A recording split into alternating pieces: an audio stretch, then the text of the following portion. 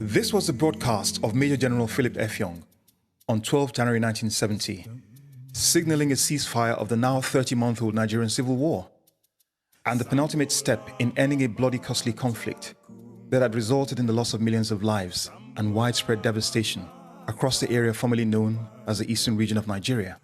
This 5-minute broadcast had, however, been preceded by a momentous series of events with immediate origins on a date almost 4 years prior, months of bitter political crisis leading to a bloody, costly war.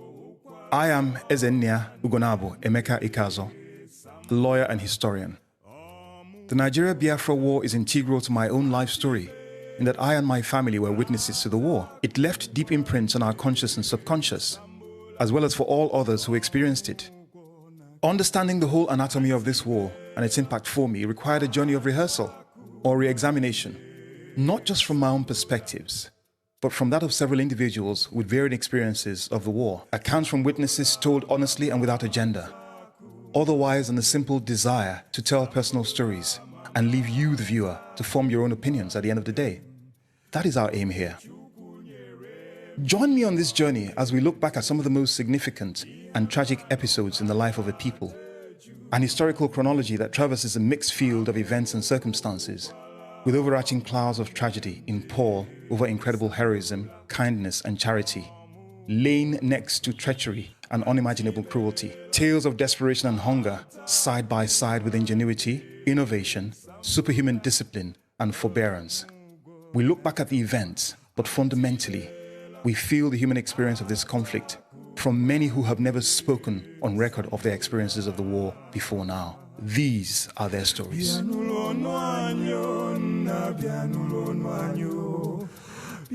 The Nigerian nation enjoyed a triumphant independence ceremony on the 1st of October 1960, with pomp, pageantry, and optimism.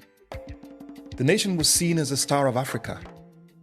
Independence was supposed to usher in a golden age of renaissance for the black race.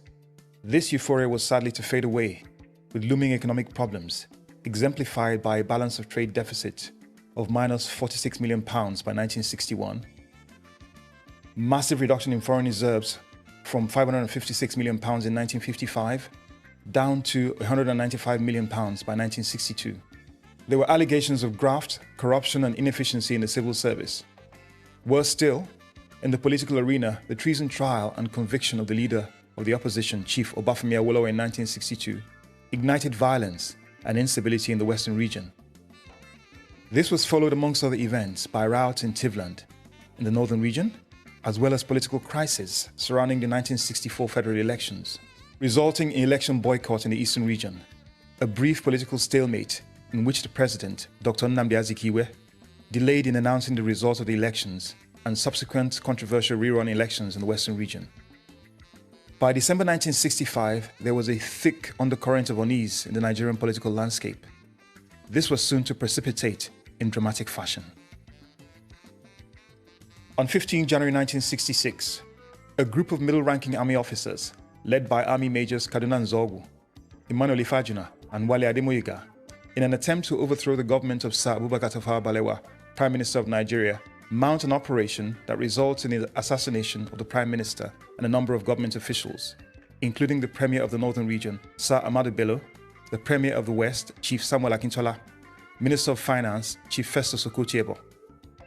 Also killed are a cadre of some of the most senior army officers, including Brigadiers Zakari Maimalari, Benjamin Adimulegun, Colonel Skur Mohammed, Yakubu Pam, Abogola Gema, Arthur Onegbe, and the spouses of Sir Ahmadu Bello and Brigadier Ademulegun. When the coup happened, 15th of January 1966, I was practicing law in Lagos. And on the night of the coup, the 14th of January night, I went to a meeting with Sir Ojukwu in his house about a project.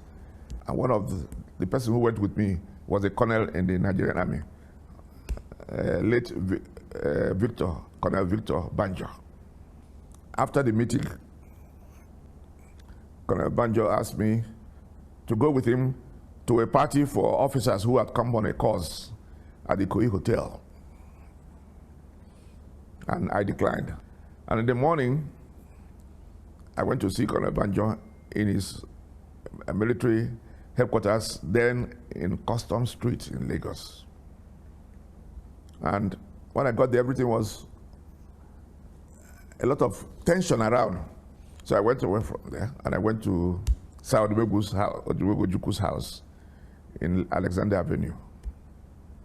I got there, and then he broke me the news that his son, Emeka, that's Emeka Ojukwu, had called him to say there was a coup. And we stayed there for a while, tried to fathom out things. Then after a few days of confusion, and then secondly, my uncle, my mother's younger brother, Dr. Nwaforizu, was the acting president, living in a state house. So I managed to find my way there to know what is going on. He told me also the situation was very tense around the state house. So it was confirmed to me that there had been a coup. The coup was styled on revolutionary idealistic lines pursued in Cuba and Egypt before this time. Towards an end, as Chukwuma Kaduna Nzogu, one of the plotters, put it, to build a strong, united and prosperous nation, free from corruption and strife. What led to the coup was that since the British gave the Nigerian politicians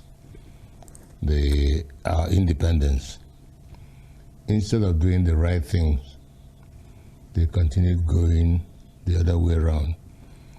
And if those outlandish things they were doing were limited, maybe we could have let things go. But instead of limiting it, and we were on the wings, the military, watching the events. Instead, they started getting worse. January 15th wasn't a definite date, and we were trained by the British Army to guard the integrity of the country. And that was the number one integrity of the country. One person coming to dictate to everybody else. And that was why we shifted our revolution.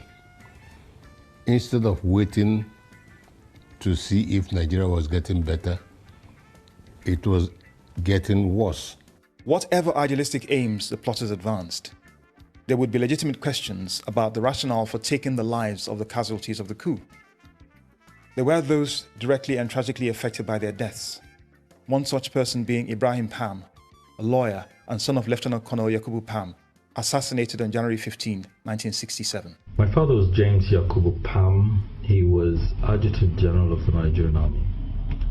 He was 33 years old when he was killed in the early hours of January 15, 1966 at about 2 a.m. according to records. 2 truckloads of soldiers under the command of the Deputy Adjutant General of the Army, Major Humphrey Chukwuka, burst into our home, shut the door down, and abducted my father. He was asked to wear his coat because the night was cold, and my mother was assured that he would be returned safely. Shortly thereafter, he was executed by a burst of machine gun fire on the lawns of the golf course beside our home in Ikoyi. He was struck by 13 bullets, one of which smashed his jaw, so he must have died pretty quickly. He was not the only one killed that night. There were several others. The killings of that night led to a spiral, which resulted 6 months later in reprisals, the killings of many, many officers of the Nigerian Army and many men.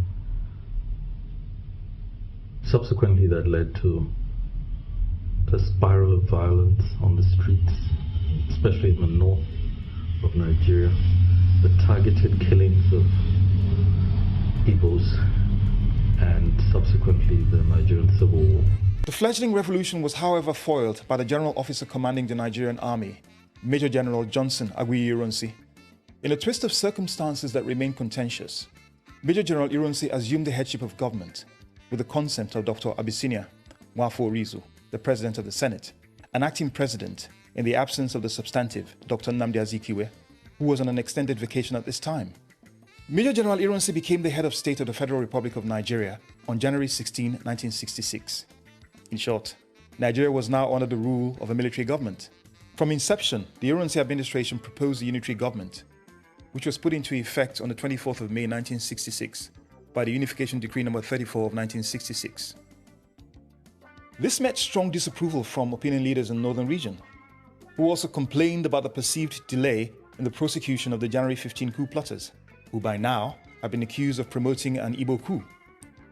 There were soon to be reactions in the north. 28th May 1966. In the aftermath of the promulgation of Decree 34, widespread violence explodes in northern Nigeria, with several hundred persons of Eastern Nigerian origin killed or maimed. One of the direct triggers of this violence is said to be alleged taunts by a few Igbo indigents, referencing the death of the Sadana of Sokoto using a popular song, Ewune Bakwa, by the Calabari highlife musician Rex Lawson. Ewune Bakwa, it used to be like in moonshine at nights where children used to play. They used to sing this song. That is, the ghosts used to shout while the dogs bark and the cocks crow. So Rex Lawson decided now to record it. So at that end of the year, we now traveled. There was a hotel we went and played. I think either Kano or Kaduna, owned by somebody from River State, I think from Abonima. Okay. So now most of our boys now translated this language, Ewu Nebakwa, meaning that was how that man was crying when he was killed. Before he was crying before he died. They assassinated him quite all right, but the band never thought of such. We only recorded a night play, something that children used to use. But most of our people translated it that was how that man was crying. So we were on the stage playing. So suddenly we saw some crowd, like those, most of them who have paid their ticket. They were just trying to bring out some kind of annoyance, and this group facing this group. Not knowing, most of these guys translated that record to the other people, meaning how they killed their person. So they were provoked. They left the club. We were playing, we were watching. What we saw was people coming with sticks, cutlass, axe, direct to the club where we were playing. So the owner of the hotel told us we should stop and go away from the stage. We now left, stopped music, left. They came. Where are those people? They have gone, eh? Oh, so they come to tell us how they kill our big man. While that wasn't what made us to make that record. Another trigger for the violence was said to be an article published in the Drum magazine, deemed disrespectful of the memory of the Sardauna. The author being the journalist, Kos Idapo, alleged to be of Igbo origin. In actual fact, this was the pen name of Dapo Fatogun, a Yoruba journalist. However, in the fraught atmosphere of 1966, in-depth analysis of rumors was not always prevalent. Easterners fled the north in droves, many of whom met their death on the trains and lorries to which they flocked in search of safety, as irate mobs attacked those seeking to leave. I was in Kaduna. My parents were 2 girls and 5 boys, and my mom was pregnant. So my first recollection was that was the territorial controller of PNT, Post and Telecommunications. And I remember that coming home one day and gathered everybody and said, we have to leave now. That was about 6 o'clock in the evening. So he had a Victor Vauxhall. So he loaded 7 kids with a pregnant woman and drove all night. I knew something was wrong because all of a sudden I could see the panic. I was 5 years old. I could see the panic, and we drove all the way until we got to Benin in the night. When the rumblings had started, I was working in Ibadan. So it wasn't very comfortable because at that time, anybody from the East, not really Igbo, anybody from the East was a target, sort of. Something my mom mentioned that remained with her for a long time was the injured and people and fatalities who were airlifted from, I think, from Kano Airport to Enugu in 1967, just before the war actually started.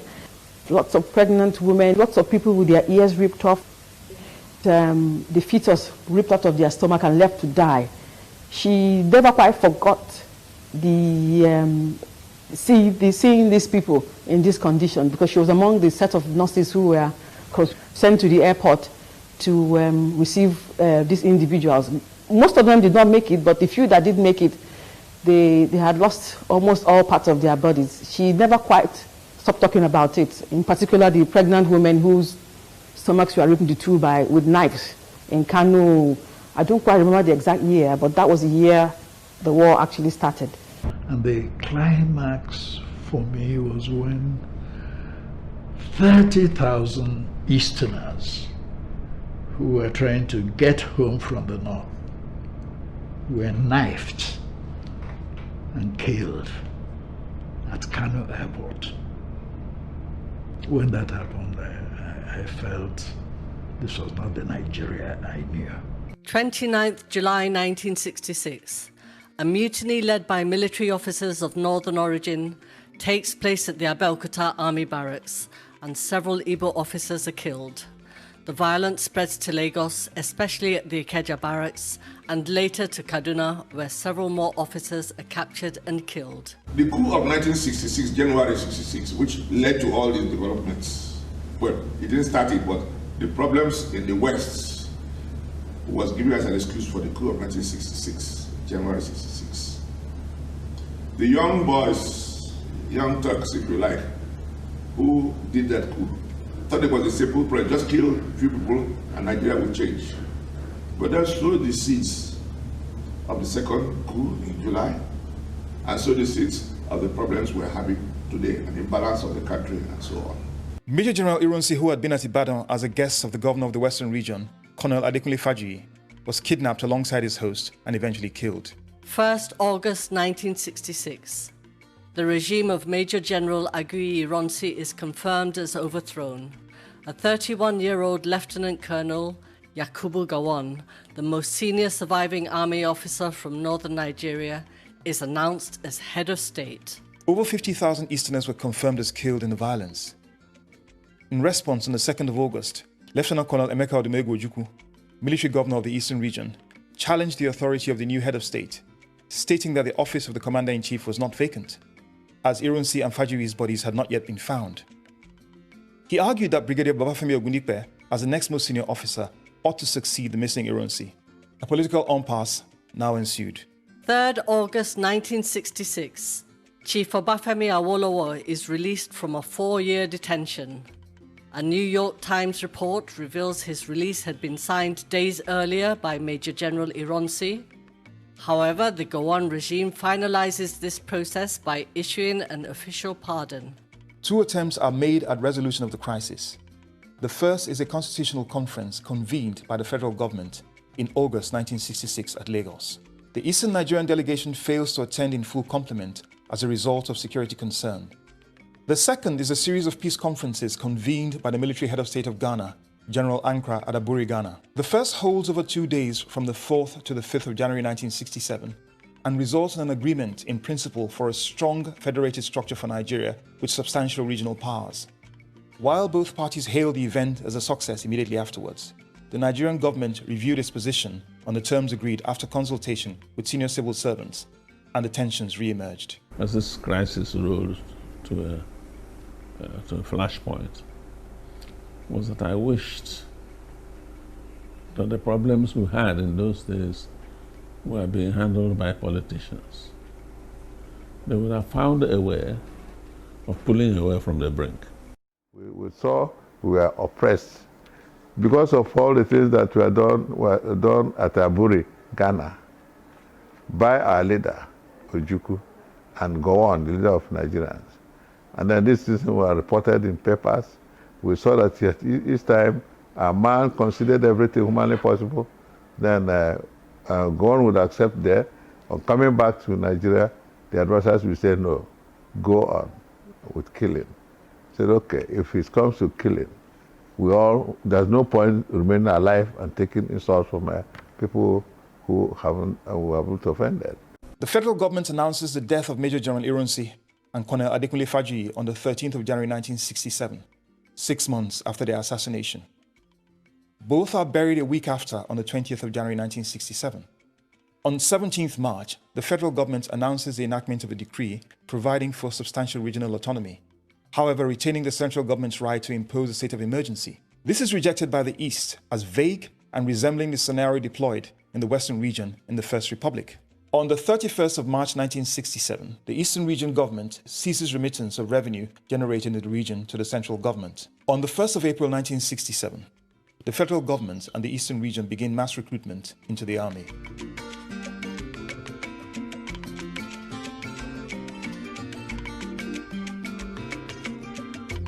For us, the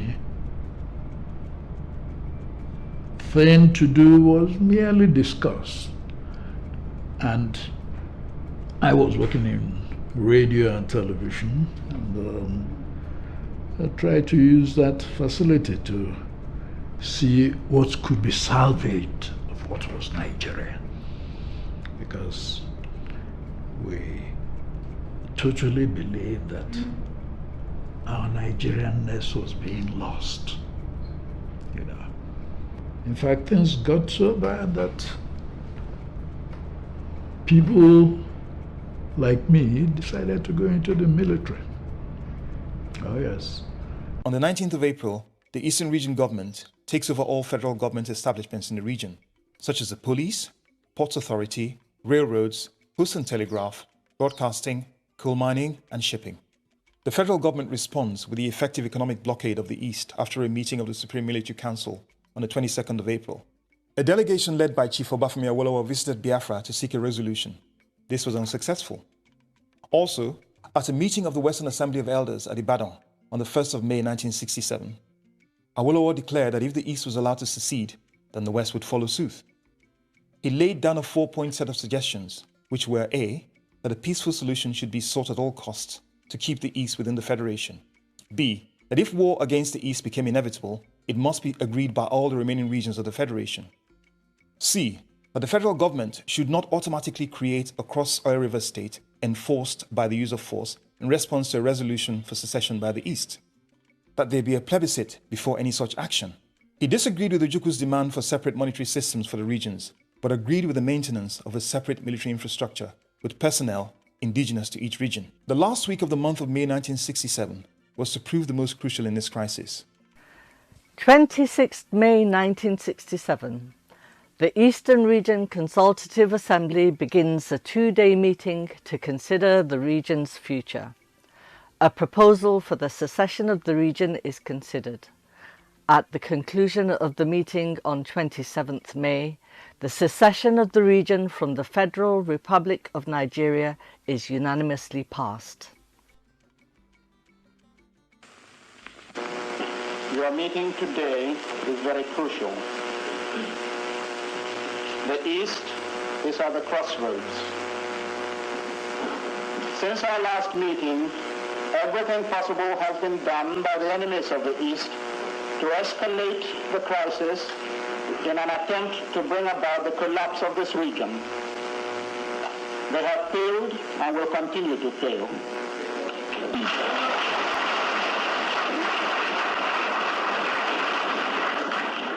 When things like that happen, the quality of the informal consultation before that massive congregation is important. Those who create the atmosphere that will lead to the decision that the leadership wants is what will happen. But if you had cut off most people and did not consult them, then what you are likely to have then is a tunnel view of events. And most sensible people will come into a place like that, either keep silent or just say go ahead, because they don't have enough background to give an analytical disquisition of the situation. And that's what happened. I was there, but there was no discussion. Proposals were made and we said, okay. 27th May 1967. The federal government promulgates the States Creation and Transitional Provisions Decree, creating 12 states from the existing 4 regions. The Eastern Division is divided into 3 states: the Central Eastern State, River State, and Southeastern State. On the 30th of May 1967, the government of the Eastern Region, led by Lieutenant Colonel Ojukwu, declares the formation of a sovereign nation, the Republic of Biafra, a name suggested by Chief, later Amanyanabo, Frank Opigo, an Ijaw bureaucrat in the former Eastern Region. So when we heard it, we were all shocked. But I had a taste of it, a little taste of it at LLM1, when the so-called Biafrans asked us to stop school, and we didn't stop school. So they invaded our school. We locked all the doors and the windows and everywhere, and they were hitting at the doors and windows, asking us to force the windows open, but we did not. All our teachers were whites. And they said, please, let there be no war. You have not experienced war. We have seen war. War is not a good thing. When it was finally declared, I noticed the jubilation around me, and it became infectious. At some stage, I was infected with the jubilation. I still had my reservations, I must say. And what I would have liked was an easy, quick resolution of the conflict. But it didn't happen. It didn't happen. When I first realized just how serious it was one day my sister and I were looking out of the window, and all of a sudden we saw this. It looked like thousands. Anyway, it couldn't have been thousands, but it was a troop of soldiers, army officers mainly, I believe, that were walking past or marching past the house. And it suddenly hit us that this thing is actually coming to us now. I was young in my age, but in many ways I was worried. I was actually worried about it. But like everyone else, we just tagged along, and believed in Biafra. When it actually dawned on me that this is serious was when my brother and cousins and some of their friends left and went to the training, there was recruitment camp where they were taking in young officers, and then they sent word back home that they've gone in to enlist in the army. It really came home that, oh, okay, this is not just a game, this is really serious. The Igbos in particular were really provoked. You see, but it's not sensible to go into war when it's obvious that you cannot win a war. And a wise man would have done something diplomatically or otherwise to avoid the war. Why I say this is that there were mistakes that were made. On the 31st of May 1967, Lieutenant Colonel Gowon announces that the federal government shall crush the rebellion in the east. The new nation soon established strong systems of state and governance. A legislative and executive system was in full effect upon the declaration of state. Biafra inherited the old Eastern Region civil service, a ruthlessly efficient administrative machinery mined by a cadre of highly competent, experienced, and motivated manpower. Well, the amazing thing was how everywhere that we moved to, or Biafrans moved to, they would immediately set up a sort of government, and all the arms of government would start operating. So immediately, within a couple of weeks, the High Court was up and running. My father was in the court. And you would not believe that there were court sessions. People were being tried, and lawyers were in court arguing cases and so on. Absolutely extraordinary example of the resiliency of a people, but at the same time their ability to create a measure of normality in the midst of this absolute trauma and chaos. Both parties now prepared for war. The federal government's recruitment exercise bolstered the army from its then personnel count of 12,000 to a peak number of 200,000. Biafra found no shortage of willing recruits to add to the 10,000 troops they had at the time, and a steady stream of able-bodied men and women inundated recruitment centers, increasing to over 100,000 recruits. I always wanted to be a soldier, and my father didn't like it. So in BMGS, we already had the Nigerian Cadet Force, so I joined early. So we already had basic military training, especially in drills and weapons training. So when the war started, they asked everybody to go home. And when we went home, all I ever did was how I'm going to join the Biafra army. I was rejected 3 times, because those days you have to fill out a form, you had to join properly, And that wasn't the case much later in the war, but in the end, I managed to get in. In fact, I was in the office one day, I was called upon to say, Paul, come for a meeting. So I went there, I said, we are forming a whole division. I said, wow, how are we going to do it? A division by that formation those days had 4 brigades, and then each brigade had 4 battalions, and each battalion has minimum of 700. So where are you going to get the troops from? However, as a soldier, I obeyed the last order. So I was asked to form 81 battalion. That 81 battalion, I was given only 7 NCOs. I was the only trained officer. Then I was given about 11 other people, other ranks. But I was given a free hand to go to the street and capture soldiers who are loafing about. And then also to go to a door garage, to go to the prison, Ikoyi prison, and then to recruit.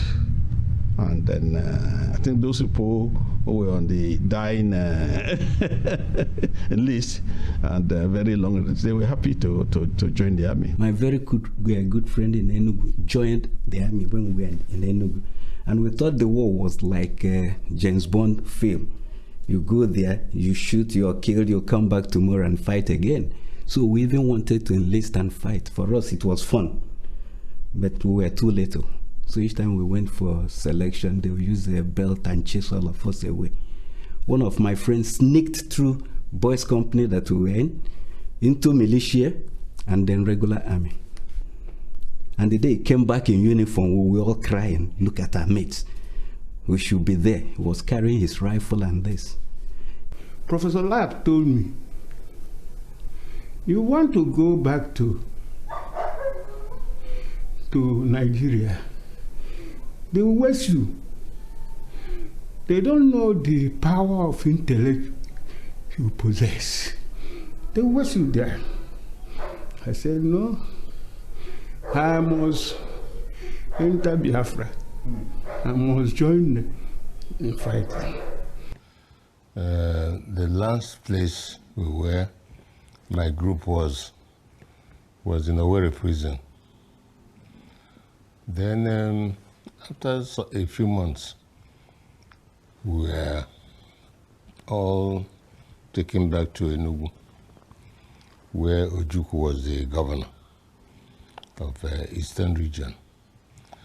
And at that time, there had been real friction between Ojukwu in the federal and Yakubu Gowon, who had overthrown Ironsi. We knew there were prospects for war. So Ojukwu addressed us as detainees. But we weren't wearing a prison uniform, we were wearing our normal dresses. And when he told us that we would be reabsorbed into the army, there was reason to rejoice, because then we were free. But you know you're free for a purpose. That purpose was for the war, because it was impending. But as soldiers, we didn't care. The Air Force commander, he drove down in his red Beetle to take myself and the other colleague away from the guard room. He drove us straight to the airport where our other colleagues were. And that night, it took us about 4 p.m. that evening. And that was the night the Air Force evacuated movement from Enugu, out of Enugu. And before the declaration, we were prepared for it, being already given the training as civil defenders and members of infantry of the Biafran. At my age and my understanding at that time, I was feeling very much aggrieved against the oppression meted out to my people. And that was why I went into the infantry, prepared for the declaration. On July 6th, I was at Enugu campus, being ready to be deployed to any place of need that time. Thereafter, instead of deploying me to the war sector, I was deployed to Iwolo to train more soldiers. From there, I entered Biafran Air Force, So I was in the Biafran Air Force till the war ended. 4th July 1967, a device planted by suspected Biafran insurgents explodes near the police headquarters of Alinde, Lagos, claiming 4 lives. 6th July 1967, Lieutenant Colonel Gowon orders 2 brigades amassed at Biafran's northern borders to advance and recapture the territory. Gunfire is exchanged at Gakem, near Obudu.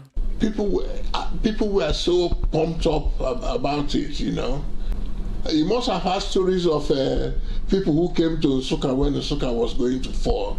People who came with their machetes and their juju and everything ready to fight. The Nigerian 1st Infantry Division, led by Colonel Mohammed Shua, makes swift advances into Biafran territory. Biafran troops mount initial strong resistance. However, by 14th July, Obudu and Nsukka fall. Enugu, the capital, is threatened. Sambola mama takumanem. Sambola mama takumanem. Oke chukunyere mi wanem je. Iemano kaya je chumanem. Amuko ukwala wanem je. Sambola. When my people at the Nsukka sector were overrun by federal troops, I didn't consider it very necessary fighting down the center of Biafra where my people were exposed. So I had to go back and join BOF, Biafran Association of Freedom Fighters, and went back to fight along borders. 3 casualties of the battle for Nsukka were Major Chukwuma, Kaduna Nzogwu, Tom Bigger, Lieutenant Colonel Ojukwu's half-brother, both killed on the 1st of August 1967, and the legendary poet, Christopher Okigbo. 19th of July 1967, petrol tanker explodes outside the Casino Cinema Yaba, Lagos, resulting in 6 deaths and 64 injuries. 9th August 1967, Biafran troops, led by Lieutenant Colonel Victor Banjo, enter into the Midwest region. Banjo delivered a broadcast on the 15th of August 1967, announcing the liberation of the Midwest and the formation of an interim administration in the state, independent of Nigeria and Biafra. I was conscripted. I was written to and ordered to report at the Biafran military brigade at Benin. I went and thereafter entered into all these adventures. After we were driven from Benin, we went to Ukpor. So they played the trick by capturing, by coming to Midwest and calling it, say they succeeded. The Midwest offensive had Lagos as its ultimate objective, and Biafran troops advanced as far as Owerre in the western state on the 20th of August, capturing the important linear town. Bitter fighting ensued at Owerre and Okitipupa of such intensity that the battle entered the popular Yoruba lexicon with the words Ija Owerre Oleku, the Battle of Owerre was ferocious. The next set of events were to surprise military planners at Enugu. Colonel Banjo abruptly ordered the withdrawal of his troops from Owerre back across the river Niger to Onicha on the 31st of August 1967. In the interim, the Nigerian 2nd Infantry Division, led by Colonel Murtala Mohammed, entered the Midwest via Ajie and advanced towards Benin, which was recaptured on the 20th of September. The Biafran appointed administrator of the Midwest, Colonel Albert Okonkwo, fled with his staff and crossed the river Niger barely 7 days after his appointment on the 13th of August.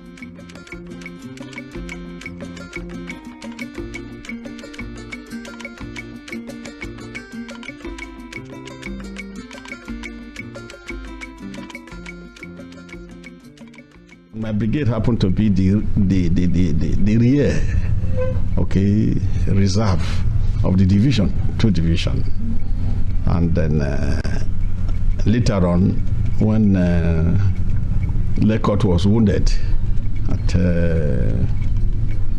Sabugdaura, I took over from Lekot. The retreat aside, Banjo returned to Biafra and faced a hostile reception from Biafran High Command, resulting from findings of the investigation that he and 3 other alleged accomplices, namely Major Emmanuel Ifajuna, Major Philip Alale, and Sam Abam, were part of a conspiracy to commit treason against the Ojukwu regime. They were tried by a special tribunal headed by Justice Nkemena, found guilty and sentenced to death on the 30th of September. Their executions were announced on the 1st of October 1967. I was living in a block of flats, government quarters at Enugu. One day, some soldiers brought one man and gave him one of the empty flats above us. After a couple of days later, people say, oh, that is Banjo, that he was released from prison and brought here. They've given him a house. After the second coup, after a while, we noticed that he used to go out. They'll bring a helicopter, and he'd go and enter the helicopter, go in the morning, come back late at night. Then people said, the soldiers there complaining him, said that they were going to the war front. So one day I purposely came out and greeted him on the steps. We greeted each other. I said, you have been very busy. He said, yes. So, then thereafter, occasionally we meet, we greet on the steps. Afterwards, I started asking him, why did you go every day? He said that he was going to the war front at the Ugoja side, that he tried to help Ojukwu because he didn't have many experienced officers. Thereafter, he was going to the Nsukka front. He said that the Nsukka front was weak and he used to go and help with Ojukwu's permission.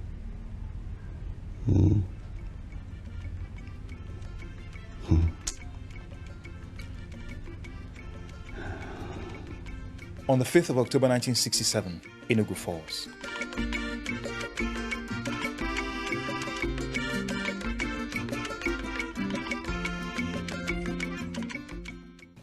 I was at the hilltop training the artillery men. But because this came so suddenly and we didn't have our artillery guns that were ordered, they didn't arrive yet. That time Port Harcourt seaport was still open to Biafra.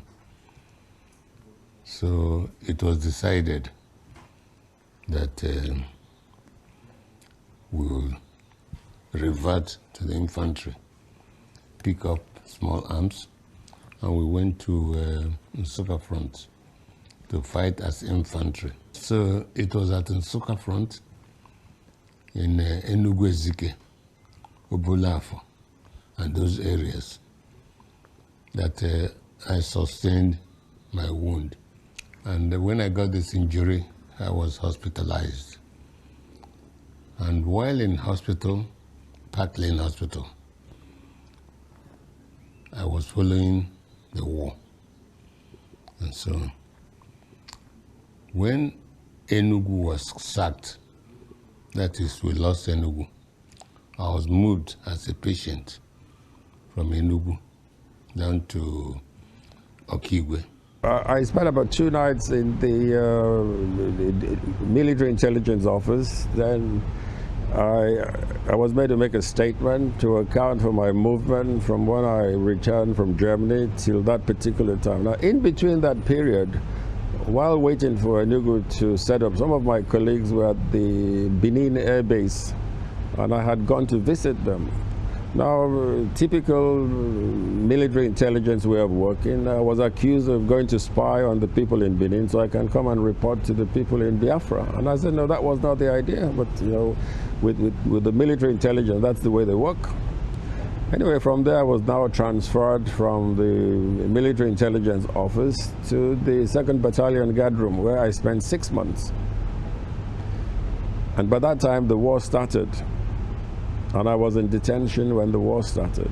If Enugu had not fallen, I don't know what would have happened. And I decided to go to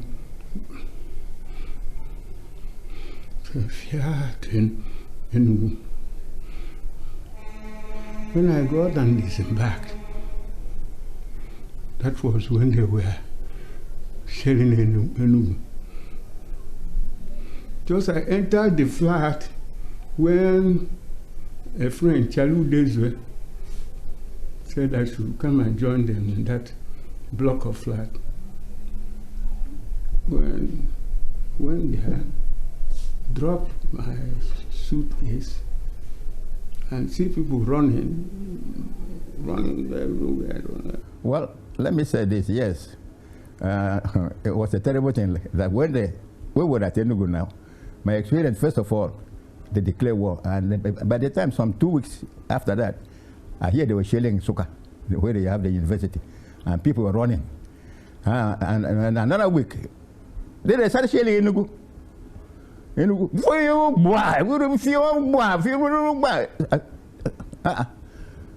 We have to now pack. You have no choice but to pack with your family and start running to where the shelling was not coming. And they definitely run to your home. And my car could not contain much. As much my car contained with the human being and this thing, I just have to carry it. We have to run now to our village, which is at Owerre, in the local government, as I said already. So when we ran, you know, it was a terrible experience. Running away with your family and all that, you know, with shelling. And you could see as I was telling, some people who were in front of you, they got the shelling and they died with the car and all that, you know, that kind of thing. It was a terrible experience. But nevertheless, it did happen, and we started moving. We left Enugu, moved to our village, leaving property everywhere in my house. So after 1 week, we have to manage again to sneak in with some friends with my car to see if I can collect more of some of the properties. Reaching Enugu, Enugu was almost a ghost town because shelling was still landing everywhere. Thank God, nothing happened to us. We managed to carry a few things and escape, and it didn't come back. We lost so many of my properties in Enugu. It was a terrible experience.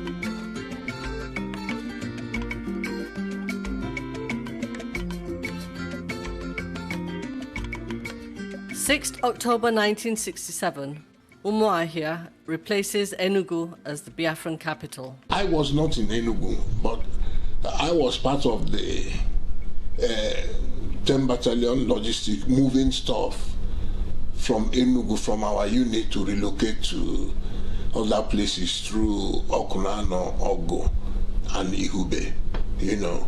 So we were just moving stuff. It was shelling throughout, you know, and like I told you, I was not particularly there myself, you know, but it was quite depressing at the time. But the thing with Biafra is that they have always been prepared. They're a step ahead. You know, when they anticipate it, they move things. So the fall of Enugu had been anticipated, and a lot of stuff have already been moved from Enugu governments, Ojukwu himself, soldiers and everything. And then, while at the same time they try to form a defensive line, you know, which was often breached now as the federal forces advance more and more. 6th October 1967, Asaba falls to federal troops. I came back to go and join to capture Asaba. Then Ela, Ebu. From Asaba, troops of the 2nd Infantry Division attempted incursion into Onicha. This was hampered by the Niger Bridge having been blown up by troops commanded by Colonel Joe Achuzia. On 9th October, federal troops crossed the River Niger to Onicha. However, the invading force was virtually annihilated by Biafran defenders on the 17th of October. Another attempt on the 28th of October was once again repelled by Biafran forces, with huge losses on the Nigerian side. I was given boat to prepare to go from Ilushin to go and capture the Onicha River, or the Onicha Bridge, and then secure the bridge for 2 div to come across to Onicha. I think, thanks to God, the God didn't allow me to do it. Otherwise, I would not be here discussing with you today. Because 2 div themselves, they were not sure of when they were going to capture. Okay, and then both sides of the river, right away from Ilushi to Onicha, were open land, creeks occupied by the Igbos. So it could have been a suicide mission. Luckily, it was called off. Prior to this, however, one of the worst tragedies of the war had occurred at Asaba and environs on its capture by federal troops. After the occupation of Asaba, they had embarked on an orgy of cold-blooded murder, with unarmed civilian residents of the town shot dead in large numbers. The sheer scale of the violence is to an extent encapsulated in this excerpt from the book, Asaba Massacre, Trauma, Memory and the Nigerian Civil War, by Liz Bird and Fraser Ottanelli. Several hundred people were executed in groups all over town. Males who had been singled out were either shot on the spot or taken to the police station, the High Court on Oppanham Road, the soccer field, or the riverbank where they were executed. Witnesses remember seeing the streets littered with corpses. In a desperate attempt to placate the soldiers, the Asaba community, led by the Asaba of Asaba, decided to give the soldiers a gift of £50 and woven cloth, which was initially received. However, when two lots of emissaries with the same gifts failed to return, the signs of the danger were clear.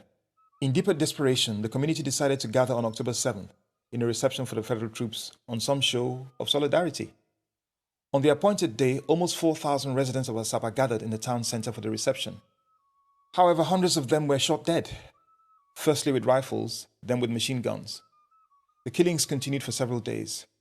By the time the soldiers finally grew wary of the violence, about 6,000 residents of Asaba had been killed.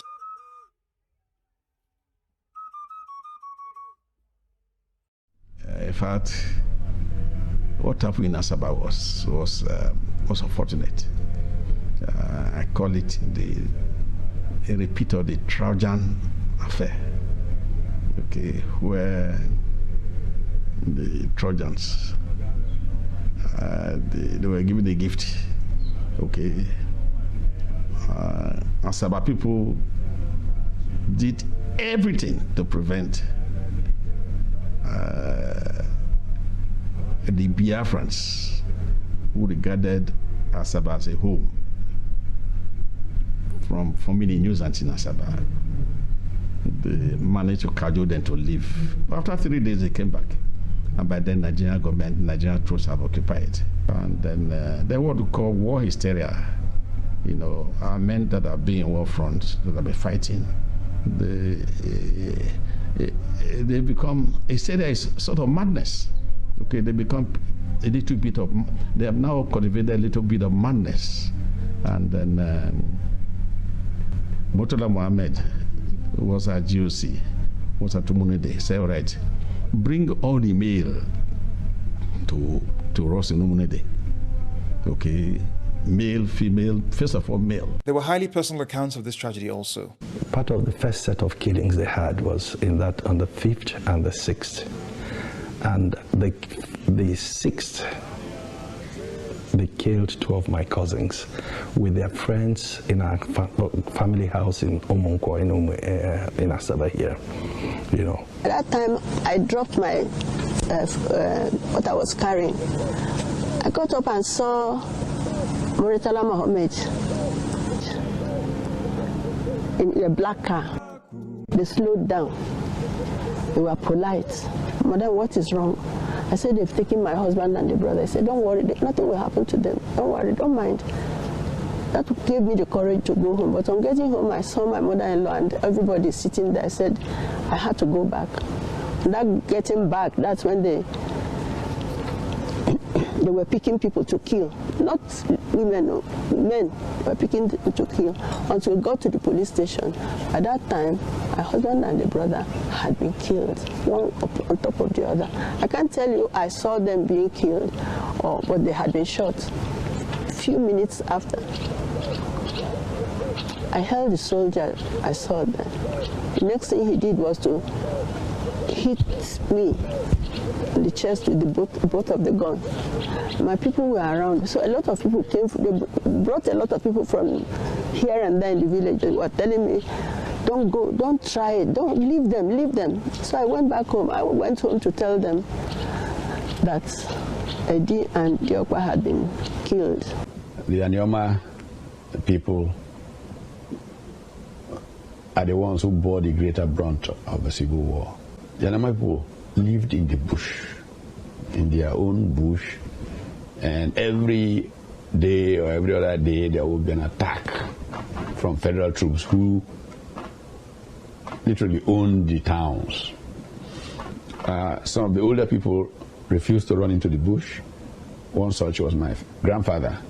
My grandfather was a World War II veteran who had been a coal miner in Enugu and all of that. poor man thought, what am I doing running from anybody in my 70s or something? Just in front of his house, where he had a cocoa farm. He had a farm right behind his house, and he lived in his house and worked his farm.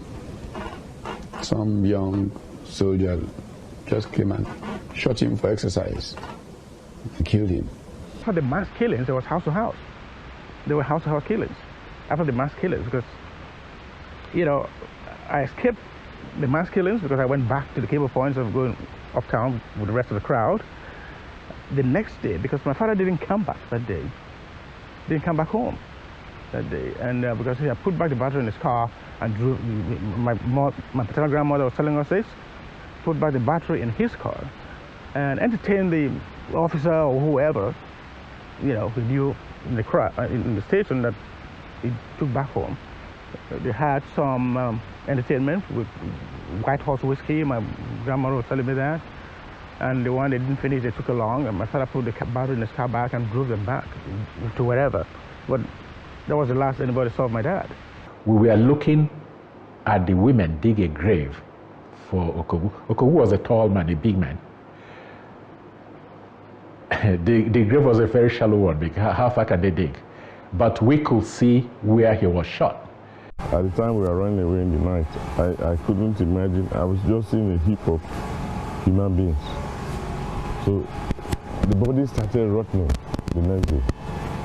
So the soldiers themselves were afraid of an epidemic. So only the women who were bold enough to come and identify their dead and carry the body away were the ones who took their bodies, right? The rest were the immobilized men they could find to come and dig their graves and buried all of them in mass. So I'm sure all these people that we are building, they must have been digging out skulls and skeletons of human beings. However, there were cases of exceptional humanity by a handful of Nigerian officers in the midst of these atrocities. 3 examples being Captain Matthias Obude, who witnesses testified saved several lives; Lieutenant Colonel Nathaniel Nsamu, who saved several lives in the Abuja area; and Colonel Paul Obebo. So as we were lining up, another group of federal soldiers suddenly drove up to the scene and said to the group that were trying to line us up, "What are you doing? What are you doing? What are you doing?" So the other group, you know, kind of about powered the ones that said to us to line up. And the commanding officer of the battalion there, Lieutenant Colonel Nathaniel Nsamu, then came up on the scene and, you know, actually ordered the arrest of the officer who kept saying to us, "Where is the rest of the rebels? Tell me now or I shoot you. Where is the rest of the rebels? You men, line there, line there. Where is the rest of the rebels?" With Colonel Nsamu's arrival on the scene, we were moved to the refugee camp at St. Patrick's, Asaba. Some pressmen came here, and when they read to me what the American government wrote to me, because they said after every 40 years, they have to decipher their secret document. When they were writing on me, I didn't believe I was the one they were writing on. Okay, father started sharing tears. Okay, and they said, my braveness, something that what God used me to do. Okay, and then I did all those things unknowingly. And that is when I was driving down from Cable Point. I saw them killing some people. You know, I couldn't help to go and stop them. I couldn't help cocking gun at my own men. They said, "Stop that nonsense." Okay, and then God used me quite a lot there. I don't know what became of me. That I didn't think of fear. I didn't think of anything. And then God used me. Okay, up to a Obosi area, to a Abuja area. God used me, and then I'm grateful to God for using me. Okay. And then we killed many Asaba people, very many. Okay, it's initially out of madness, okay, hysteria, war hysteria, killed many. And then a few days after, we now went to Onicha, and many of us were killed. So nemesis. See, the teaching, the principles of war. Never you take innocent soul. Never you take anything that doesn't belong to you, don't put it in your pocket. General Gowon was several years later in 2002 to make a personal apology to the people of Asaba for the tragedy. When Gowon visited many years ago, he said that Asaba people will never forget, but we forgive. So we built the theme of the 50th anniversary around remembrance and forgiveness. Okay, so forgiveness does not give the killers a legal pass. But what we say is that we need to forgive so that we can heal. We need to forgive so that we can acquire closure for our grief. Yeah, and then we need to forgive to be able to now relate to the outside world. We can relate better. You know, we can also seek justice without malice. And with this justice that I think we should seek will be the justice of inquiry, the justice of demand, starting with why did you massacre our people? Why did you inflict this genocide on us? Basically, if I prefer to have an explanation rather than an apology. And I know that quite a number of rational Asaba people stand on that.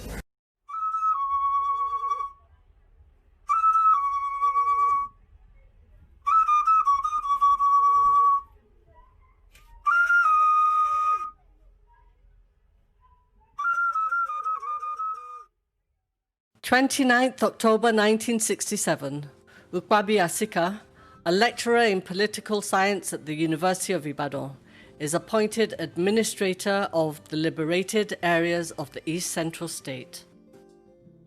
Asika had been a critic of the secession based on the seeming unequal force of arms, and indeed a belief in the Nigerian project in the long term. He was already outside. He was back in East Africa, but something was calling him.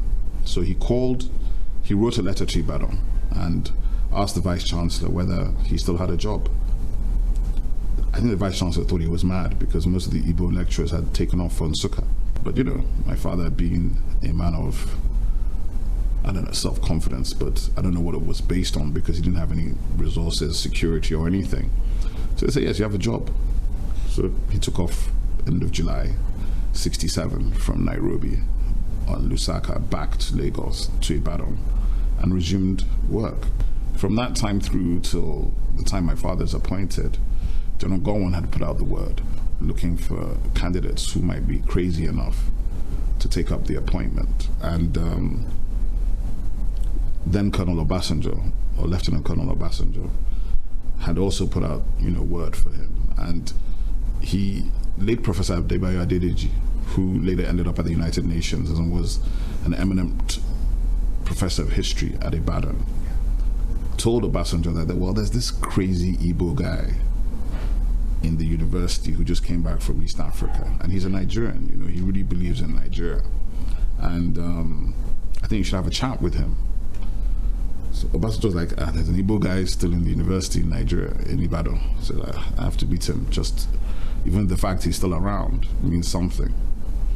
So my dad and the colonel met, and from all accounts, including the colonel's account, Obasanjo was convinced that Asika was maybe not just completely mad, but actually could maybe do something.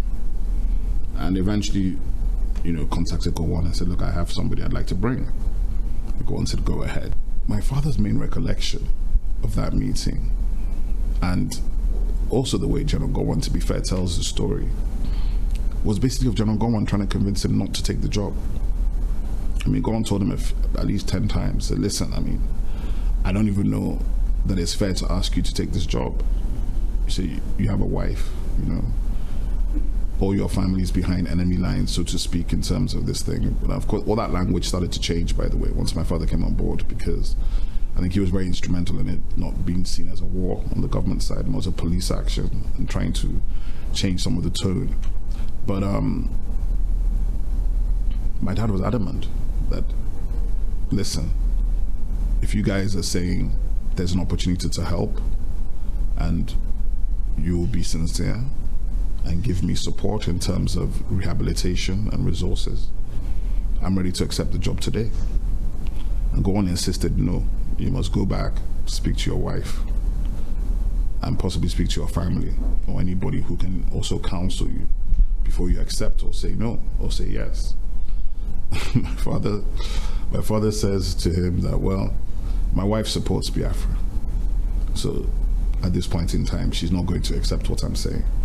And it's very strange because that might not even have happened because my father said he told Gowon that, well, I love her, but we don't have any children yet, and if we were to separate because of this, it would be the greatest regret of my life. But I think I owe my people, I owe my people. So Gowon appointed him formally.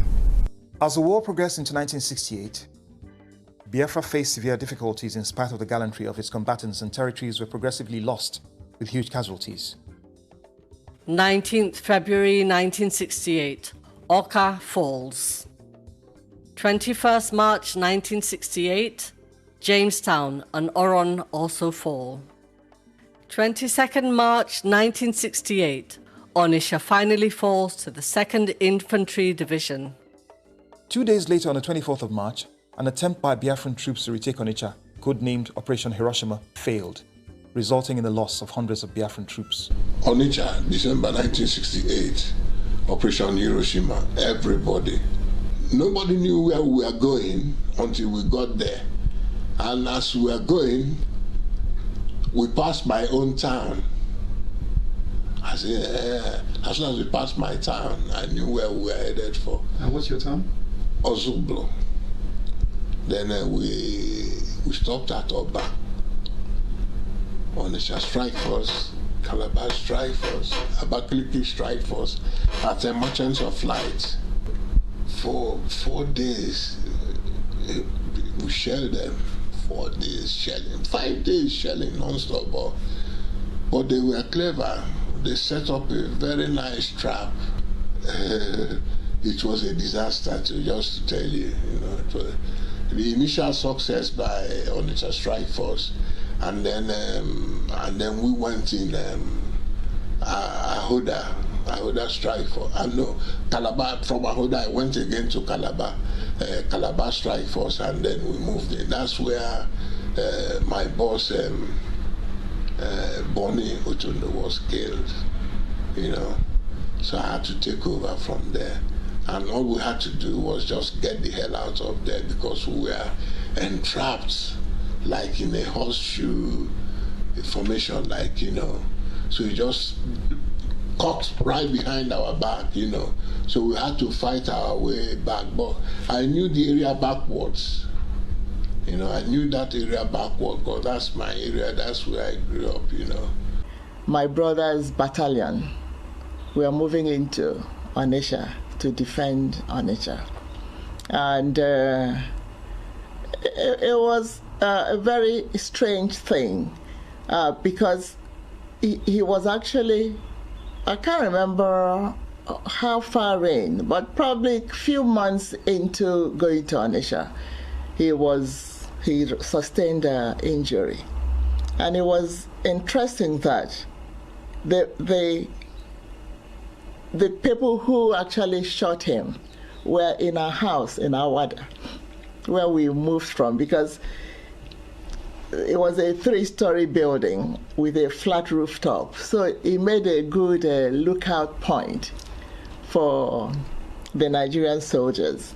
So whoever was there, their lookout, or a number of them, could tell probably that was the officer commanding this platoon coming to attack them. Because he said he noticed that the soil in front of him was like popping up, Initially he didn't realize what it was until suddenly it occurred to him, and then he had this numbness in his arm.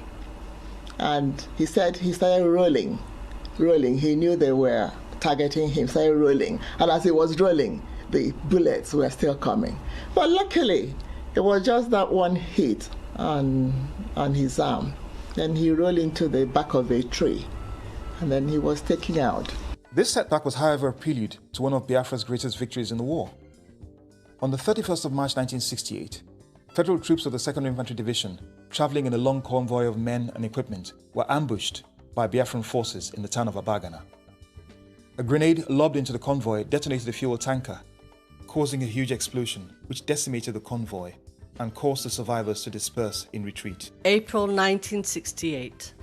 The Nigerian Air Force, with the recruitment of Egyptian pilots, intensifies bombing raids on Biafra.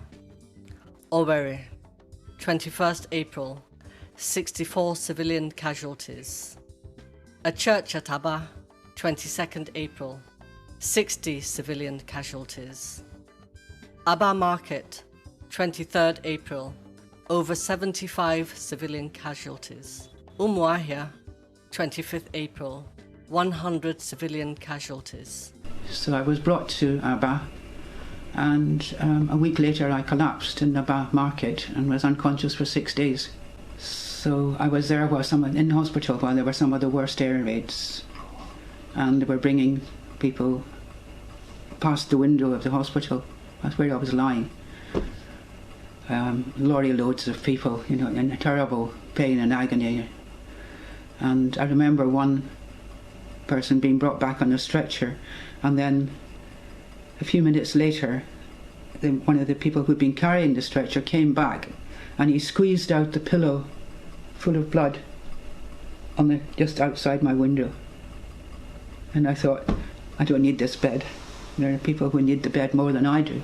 You could say good morning to someone now and not see the person again. This was the way you lived. It was from day to day. It wasn't easy. You were deprived of virtually everything. All you had to do was live and work and wait for what happens the next day. When we were in Omar here, Effiong Akadu finished translating the news from English to Efik. Went out to the Umahia market to buy clay water pots for us to collect drinking water from the rain with. And he died. The air raid, the Nigerian air raid that smashed through Umahia market at the time, killed him, and we didn't see him. The bomb was dropped not far from the caravan, and there had been a heavy rain that day, so it was a big crater. And I could see, when the bomb fell, I could see all these bits of mud flying everywhere. It was just, what on earth is going on? Another time, when I went to hide under there, actually the aircraft, or the bomber, he went quite low, you know. I could see the guy, the pilot.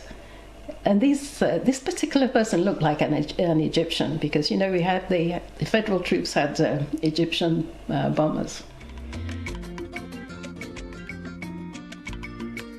One question that has arisen through the years being the agency of the non-Igbo ethnic peoples of Biafra. While there should be questions about the willingness of several elements to be part of the Biafran state, there can be no question about the sheer numbers and input of non-Igbo Biafrans to the war effort.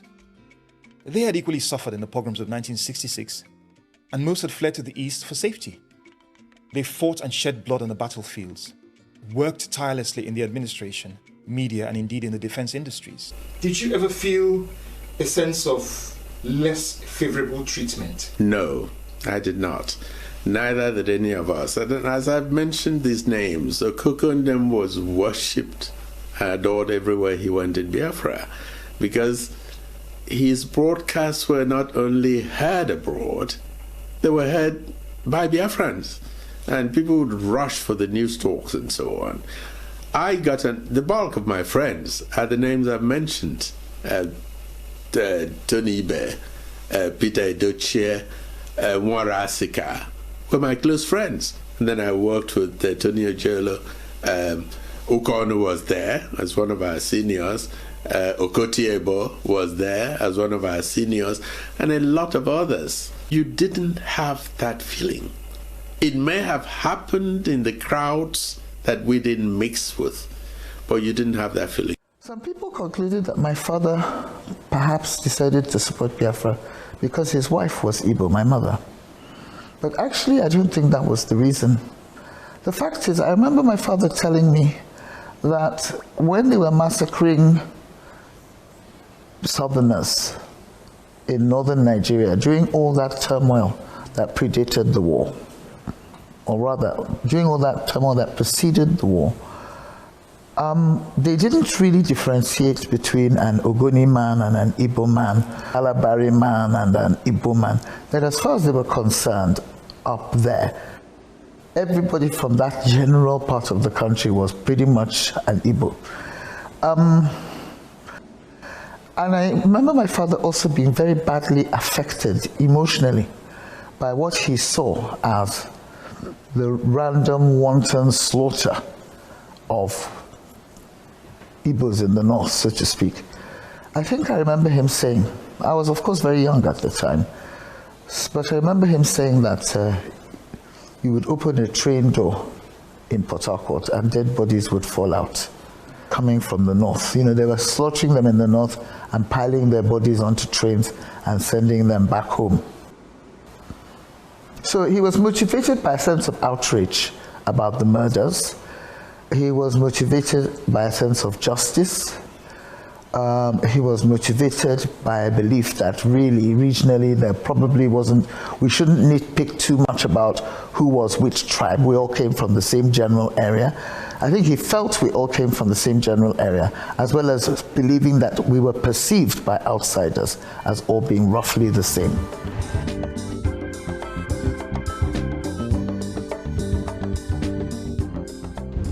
Now, this dwarf said at the time it was with the Niger Delta, and their job involved using explosives to clear the waterways. And on their drive from Aba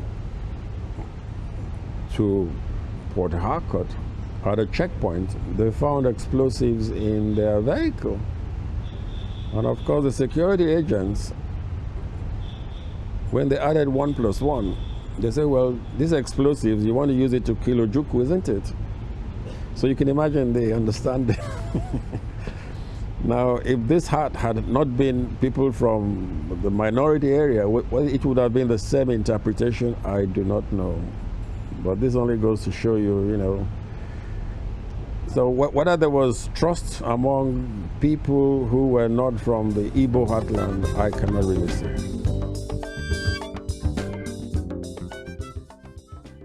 In April 1968, both sides agreed to a ministerial-level conference to be held at a location in Africa, with preliminary talks in London, which hold on the 6th of May 1968. The meeting agrees a full conference to be held in Kampala, Uganda, from the 23rd of May. In the interim, on the 13th of April, Tanzania becomes the first country to recognize Biafra, followed by Gabon on the 8th of May, the Ivory Coast on the 14th of May, and Zambia on the 20th of May. When we started getting those recognitions from various countries, Cote d'Ivoire, Ivory Coast, Haiti, Gabon, and so on. With each recognition, we went to drink to celebrate the recognition. The Kampala conference started on the 23rd of May, lasting 8 days, but broke down on the 31st of May. While the Biafran side wanted an unconditional ceasefire, the Nigerian side insisted on ceasefire based on Biafran agreement to the end of secession and acceptance of the 12-state structure. Further meetings held on the 20th of July 1968 and at Addis Ababa, Ethiopia on the 5th of August 1968. Lieutenant Colonel Ojukwu attended the Addis Ababa talks, accompanied by Gabonese delegates, leaving shortly after delivering a 2-hour speech. Once again, the talks ended without progress, this time after 2 weeks. There had, however, been another major development on the diplomatic front in the lead-up to the Addis Ababa conference. 31st June 1968. France recognizes the Biafran right to self-determination and calls for an end to the hostilities. While this did not amount to full recognition of the Biafran state, it was a significant morale booster, and beyond this also translated into material support, as shall be seen later. Biafra also enjoyed similar recognition from Portugal. Before the events of Addis Ababa, an event had occurred which undoubtedly impacted on Biafra's leverage at the talks. 19th May 1968. Port Harcourt is captured by the troops of the 3rd Marine Commandos led by Lieutenant Colonel Benjamin Adekunle. Biafra's last seaport and last remaining international airport was lost. Biafra, in anticipation of losing its main air link, responded by constructing an airstrip in the town of Wuli in May 1968, for which the first Igbo engineer, Israel Iweka, later Eze Iweka of Obosi, was commissioned, and which was maintained by a cadre of dedicated engineers and specialists, such as Engineer Orefuasika, the second Igbo engineer, architect Alex Ekweme, Stephen Okoye, Paul Okoye, and many others. My dad was a civil engineer, so he was given the contract to build the Uli airstrip. My late dad, Engineer Ajie, is a University of Manchester trained civil engineer. So being a town engineer, civil engineer with emphasis on structures. During the war, he was actually in charge of Uli Airport, right? Making sure the runways were kept in order. 30th August 1968, Aba falls to troops of the 3rd Marine Commandos. On the 15th of September, Owerre is captured. 2nd October 1968, Okigbo falls.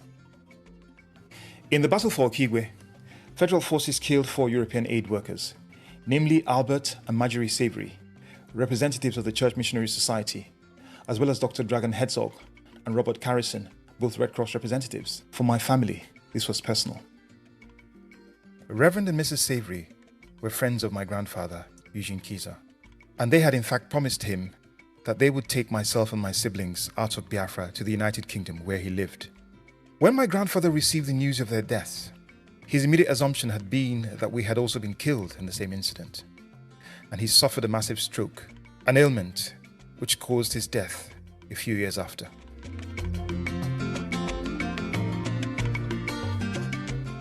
The food supply crisis.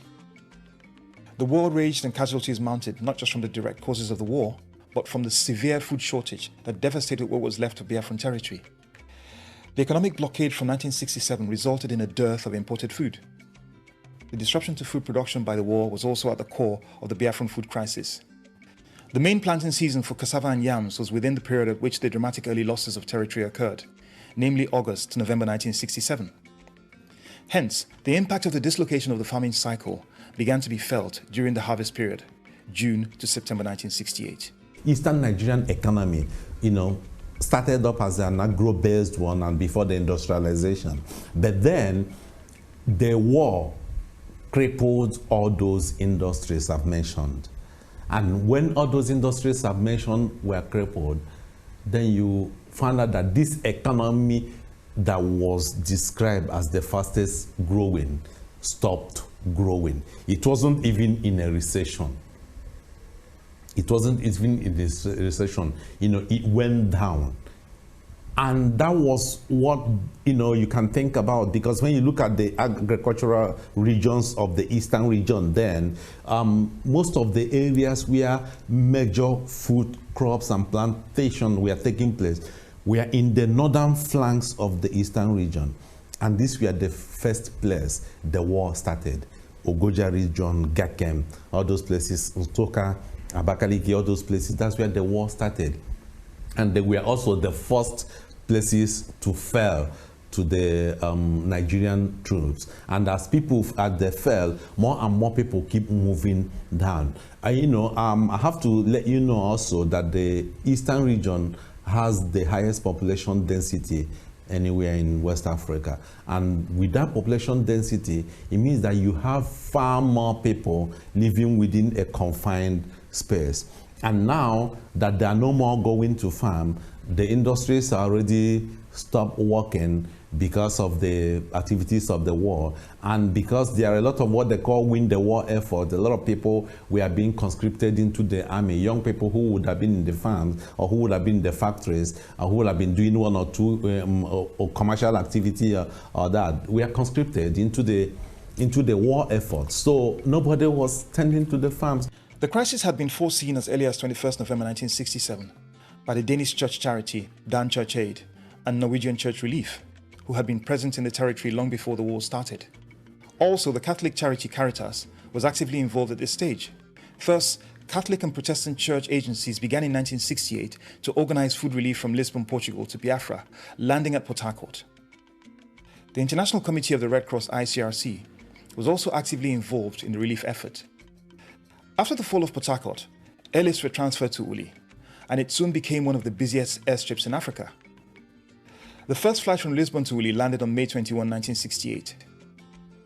The work of the Red Cross and the church relief agencies, without any form of exaggeration, saved hundreds of thousands of lives in Biafra. Then I was pregnant. And that pregnancy, I'm sure, was what made the whole thing tough for me. There was a time we would go without food, even as a magistrate. My husband was. When I gave birth, I had a problem with my breasts, so I could not breastfeed the young child I had. I went cap in hand begging. I went from church to church, and to the credit, I must say, I stumbled into a Roman Catholic premises, and the nurse called me and asked me why I was there. I told her. She said she wanted to make sure that what I told her was the truth. She took me into a room. Then I had to show my breasts. After that, she told me that I shouldn't worry, that I would smile home that day. And that very day, I smiled home. I was given what was known as corn meal, milk, non-fat milk, and whatever she could gather. And then she gave me a cup of corn, maize, and asked me if I really have a space in my compound. I said yes. She told me to go there and plant up the corn that the corn would yield. So I smiled home. The airlifts provided relief supplies, especially protein, to over 250,000 Biafrans between 1968 and 1970, ranging from milk and stockfish to blankets and medical supplies. The work of the ICRC was coordinated by the Biafran Red Cross, which was headed by Reverend Moses Ilo. Because at the time when Biafra had declared themselves as a sovereign state, the International Red Cross considered that Biafra would need its own Red Cross.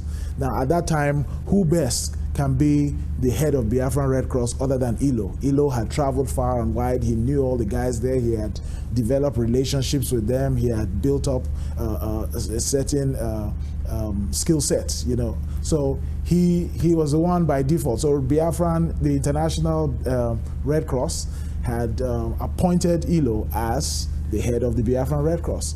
Now, his primary responsibility as the head of Biafran Red Cross, because the crisis was so bad that, you know, people were dying on the streets as a result of the war.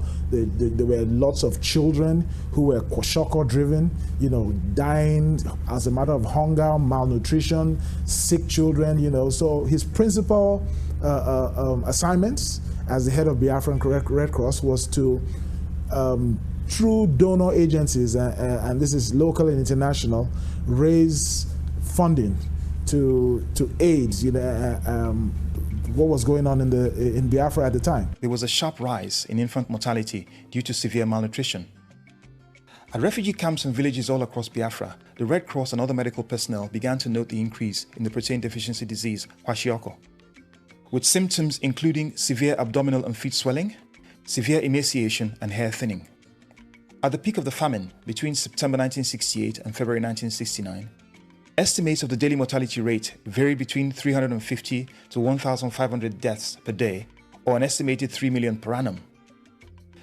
Expert estimates were that 3,000 to 4,000 metric tons of food were required to provide a minimum of 1,500 calories per day for basic daily activity. However, the average daily calorific intake was between 200 and 1,000 calories per day. Images of dying children were widely disseminated in the international press, showing the true scale of the plight of the indigenes of Biafra. Håkan Hotberger, a Swedish ex-soldier and Red Cross volunteer, recorded some powerful images of the relief effort near the Owerre area in 1968.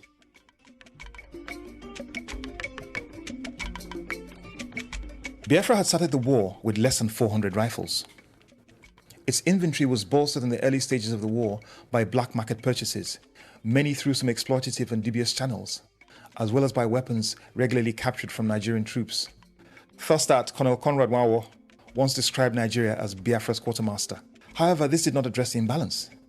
Change occurred with France declaring its support for Biafra, and this resulted in a substantial import of arms and other equipment from France, ferried in through Uli from September 1968. Ojukwu boasted that if Biafra was attacked, he would reduce Lagos to sea level. And we thought there was a magic wand by which Lagos would be reduced to sea level. But when the war started, we found out that we had nothing. I hear that in the armory they had less than 300 rifles when the war started in the armory at Enugu. We had less than 300, I think 270 rifles they say. But the spirit of the Igbos, the spirit of self-defense, the spirit of having no choice than to fight back, sustained us in the battle, in the war, and we lasted those 3 years, which not many nations would have lasted. Obviously, we were inadequately prepared in terms of weapons, and the weapons we had then, oh God, I don't believe how we managed, submachine carbines, 0.9 millimeters,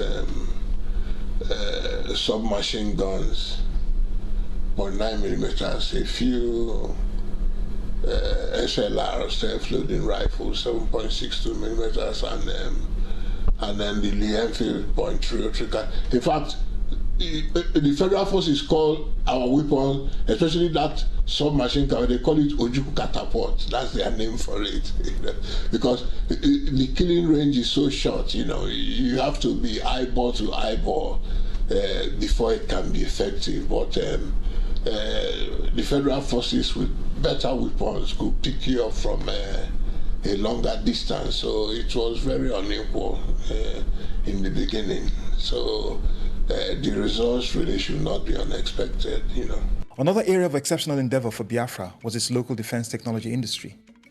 At the heart of this was the Biafran Research and Production Organization, RAP. To address its resource disadvantage, it looked to its cadre of indigenous scientists and engineers who, even before the war, had begun research under the name the Science Group.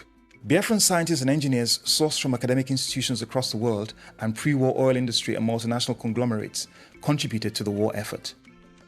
Names like Professor Cyril Onwumechili, Gordon Ezekwe, and Augustine Njoku-Obi, Dr. Benjamin Wosu, Dr. Garrick Letton, and engineers like Willie Achukwu, amongst others, were at the core of the rap legend. The first armored car, Biafran armored car, was built with my dad's Caterpillar.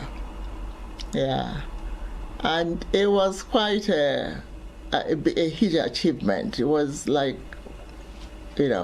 formidable thing that we believed it was going to clear the way. And it did, we gather it did quite well, because I think they used it to cross into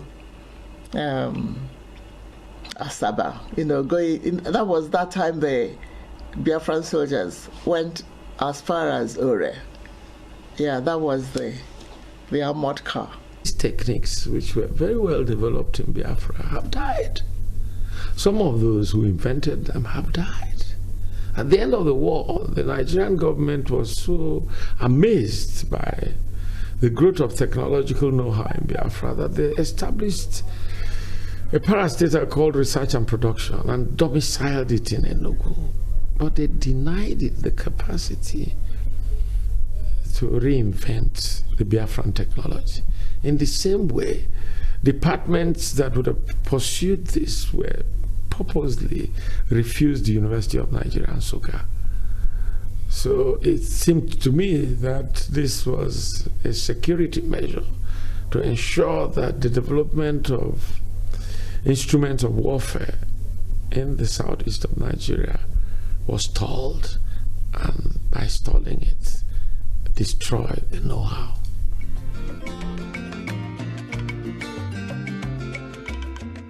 Equipment scarcities were, however, not the only constraints facing Biafra.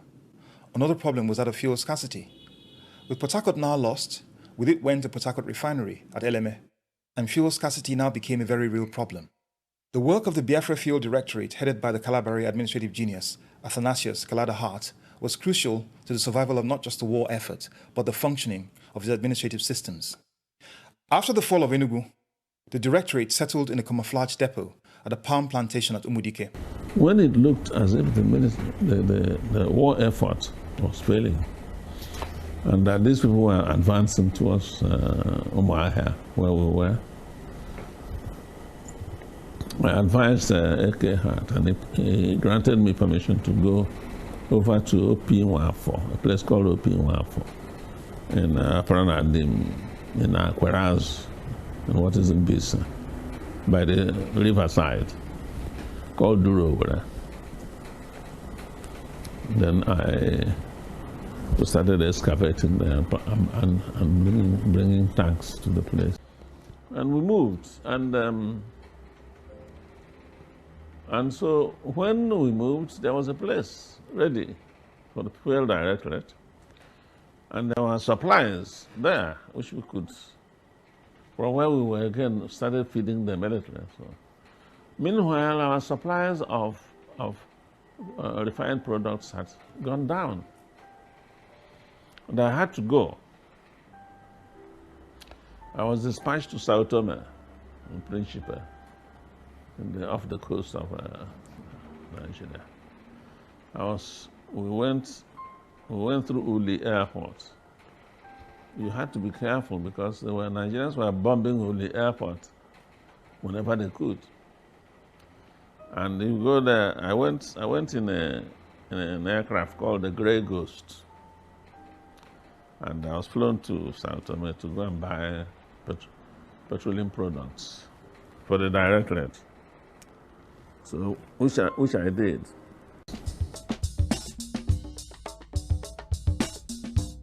A consistent complaint by observers, and alluded to earlier, was the Nigerian Air Force's seeming focus on civilian targets.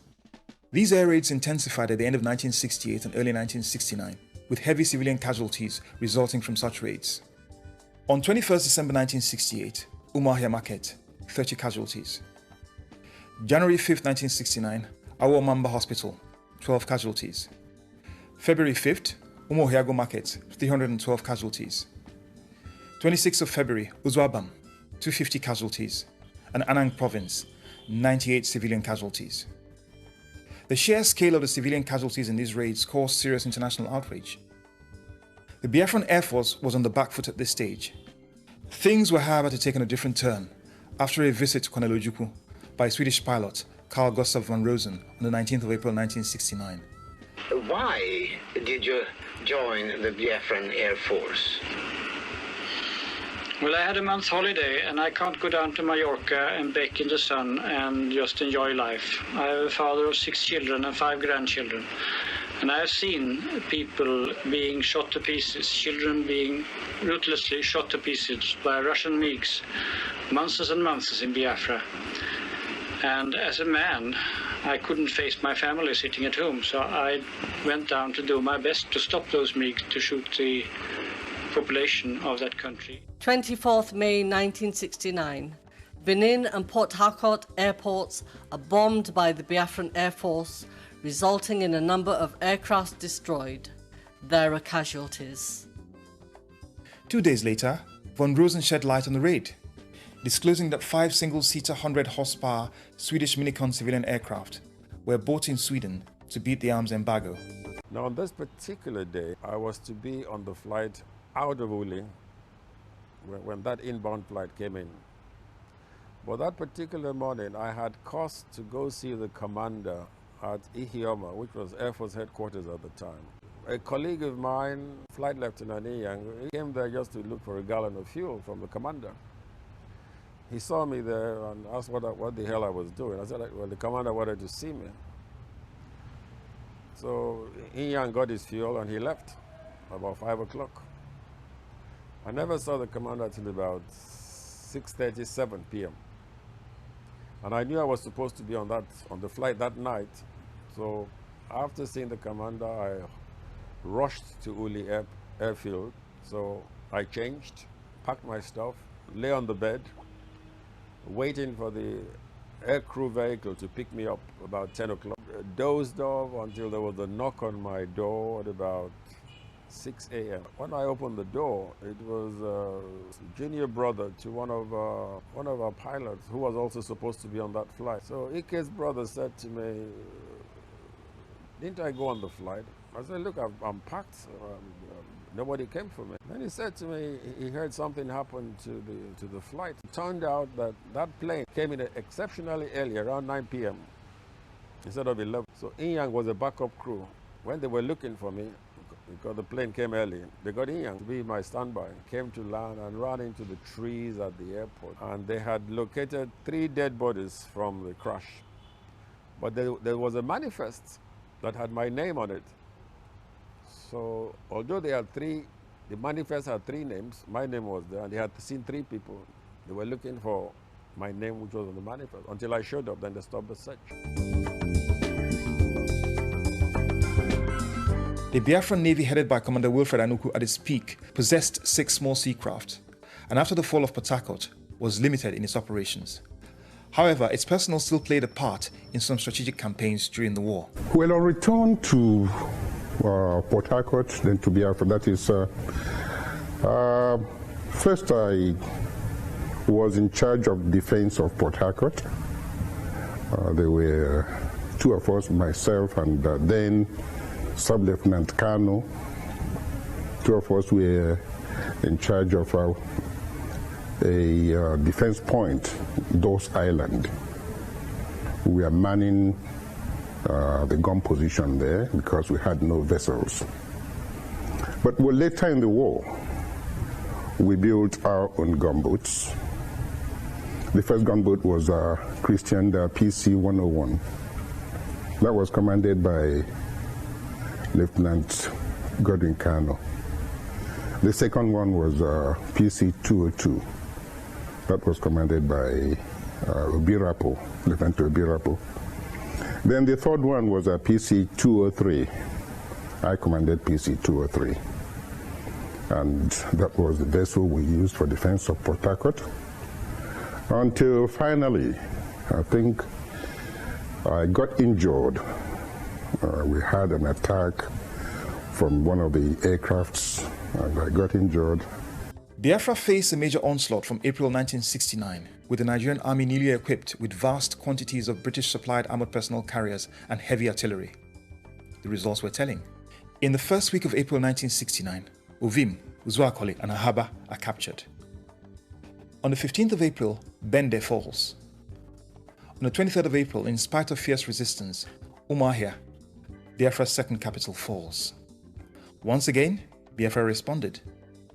On the 24th of April 1969, the Biafran army recaptures Owerre, previously lost on the 15th of September 1968. By this masterstroke, one of the largest cities in Biafra was retaken by troops led by Colonel Obu Kalu, against determined defense by Nigerian troops led by Major Otuk. Owerre became Biafra's 3rd capital in 2 years. As Lieutenant Colonel Ojukwu was promoted to the rank of Major General in the Biafran army on the 3rd of May 1969, the fight back continued. 1,000 Biafran troops mounted a series of guerrilla attacks on the Midwest from the first week of May 1969, targeting oil facilities and harassing Nigerian troops. This daring counterattack was however marred by what many termed diplomatic fiasco, this being the capture of 18 oil workers in Kwale in the Midwest. The men, 14 Italians, 3 Germans and 1 Lebanese, were employed by the Italian oil company Eni.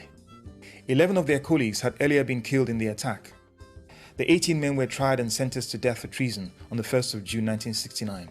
After appeals from the Vatican, Italy, Germany and Portuguese governments, the men were freed on the 4th of June 1969.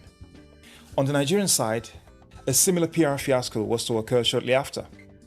In June 1969, Chief Obafemi Awolowo, responding to the problem of relief supplies into Biafra, in an interview stated that all is fair in war and starvation is one of the weapons of war. The reactions to this have been discussed by commentators on the war in all its ramifications for decades. If these two events were public relations fiascos for both of the warring parties, they underline the importance of propaganda in this war.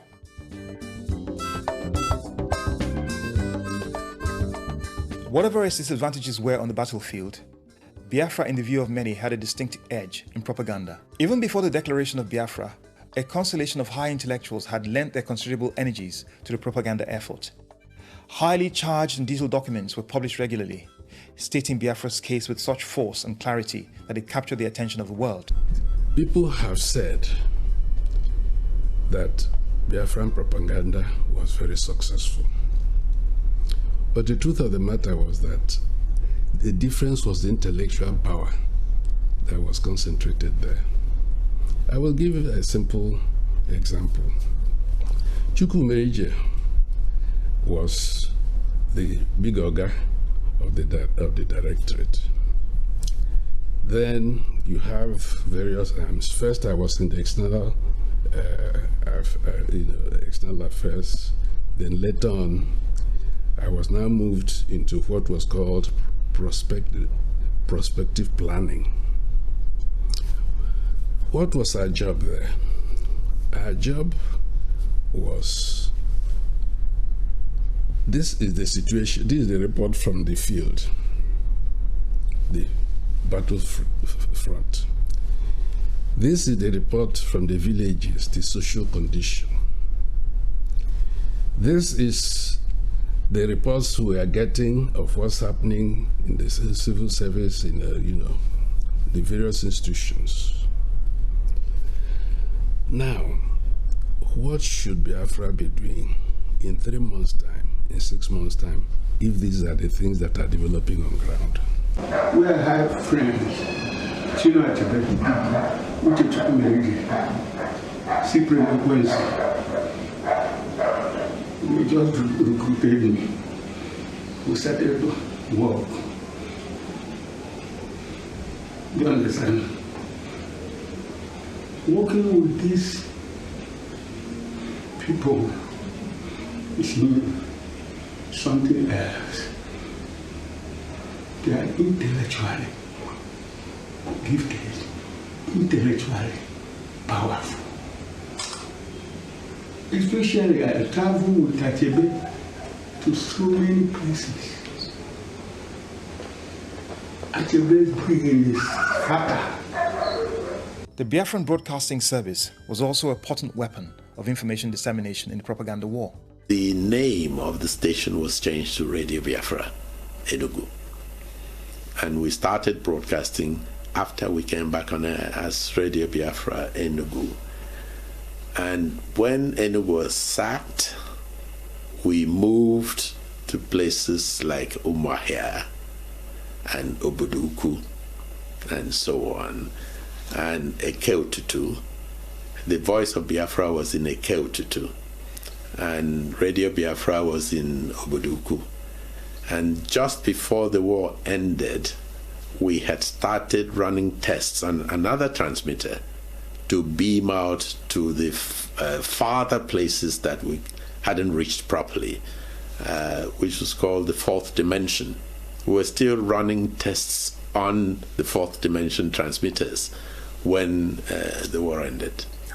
The most popular voice on Biafran radio was the legendary Okokundem, whose electrifying commentary was indeed the stuff of legend, or indeed deep irritation for his listeners, depending on which side they belonged to. He was a leader and an example that everyone wanted to emulate. He was the voice of Biafra. Very quiet person, very religious person, very quiet.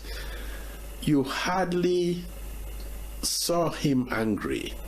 If he was, he kept it to himself, but he had a way of pointing out to you when you went wrong. However, it was on the international scene that Biafran propaganda made its biggest mark. This was largely the work of Mark Press, the Geneva-based international public relations agency hired by Biafra in January 1968. Run by William Bernhardt, an American public relations expert, it drove an aggressive campaign of press releases tailored for an international audience. They successfully promoted the image of mass genocide, with 1,000 children dying every day in the conflict, and propelled by satellite television broadcasts of the war. But as I said, I stayed on in Biafra. Eventually I got married, And I had my first child, Inky, during the war. I had her at a hospital called Our Lady of Lourdes, Ihala. It was just near to Uli Airport. I'm just laughing because I just think of how crazy I was, And in the middle of, not just in the middle of the night, but definitely every night you would hear bombs being dropped at Uli Airport, which was very near the hospital. Scary.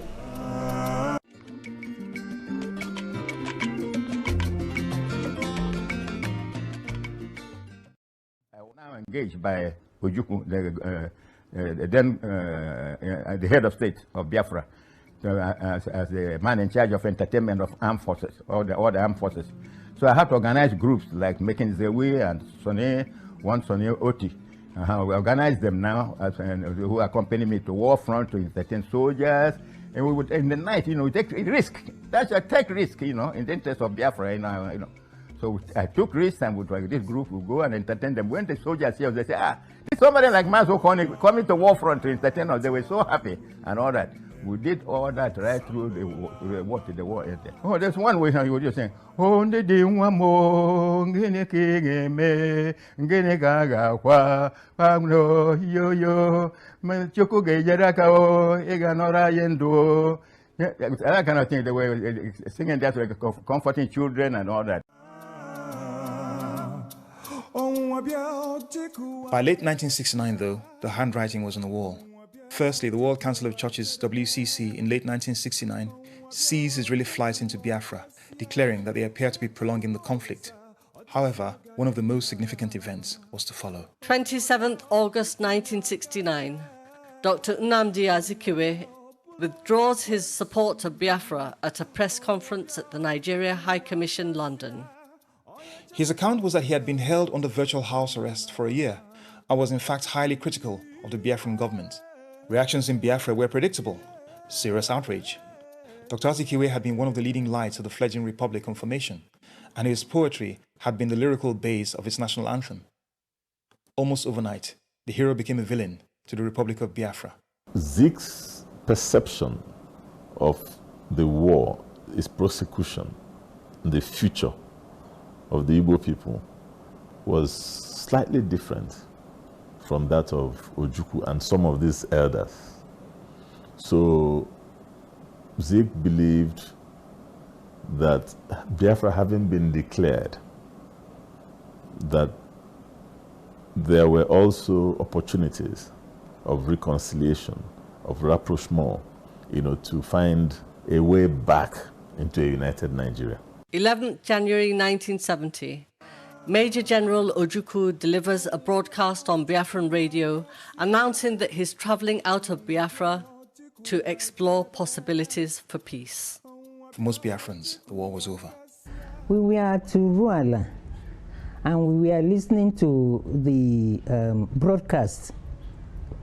Ojukwu had this broadcast, and I won't forget this sentence. He said he was going in search of peace.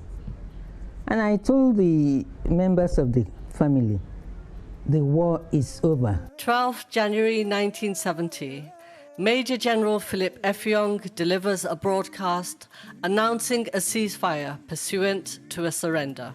The broadcast by General Effiong was expected in a way because we were told the studio would have security for General Effiong to come and make a broadcast.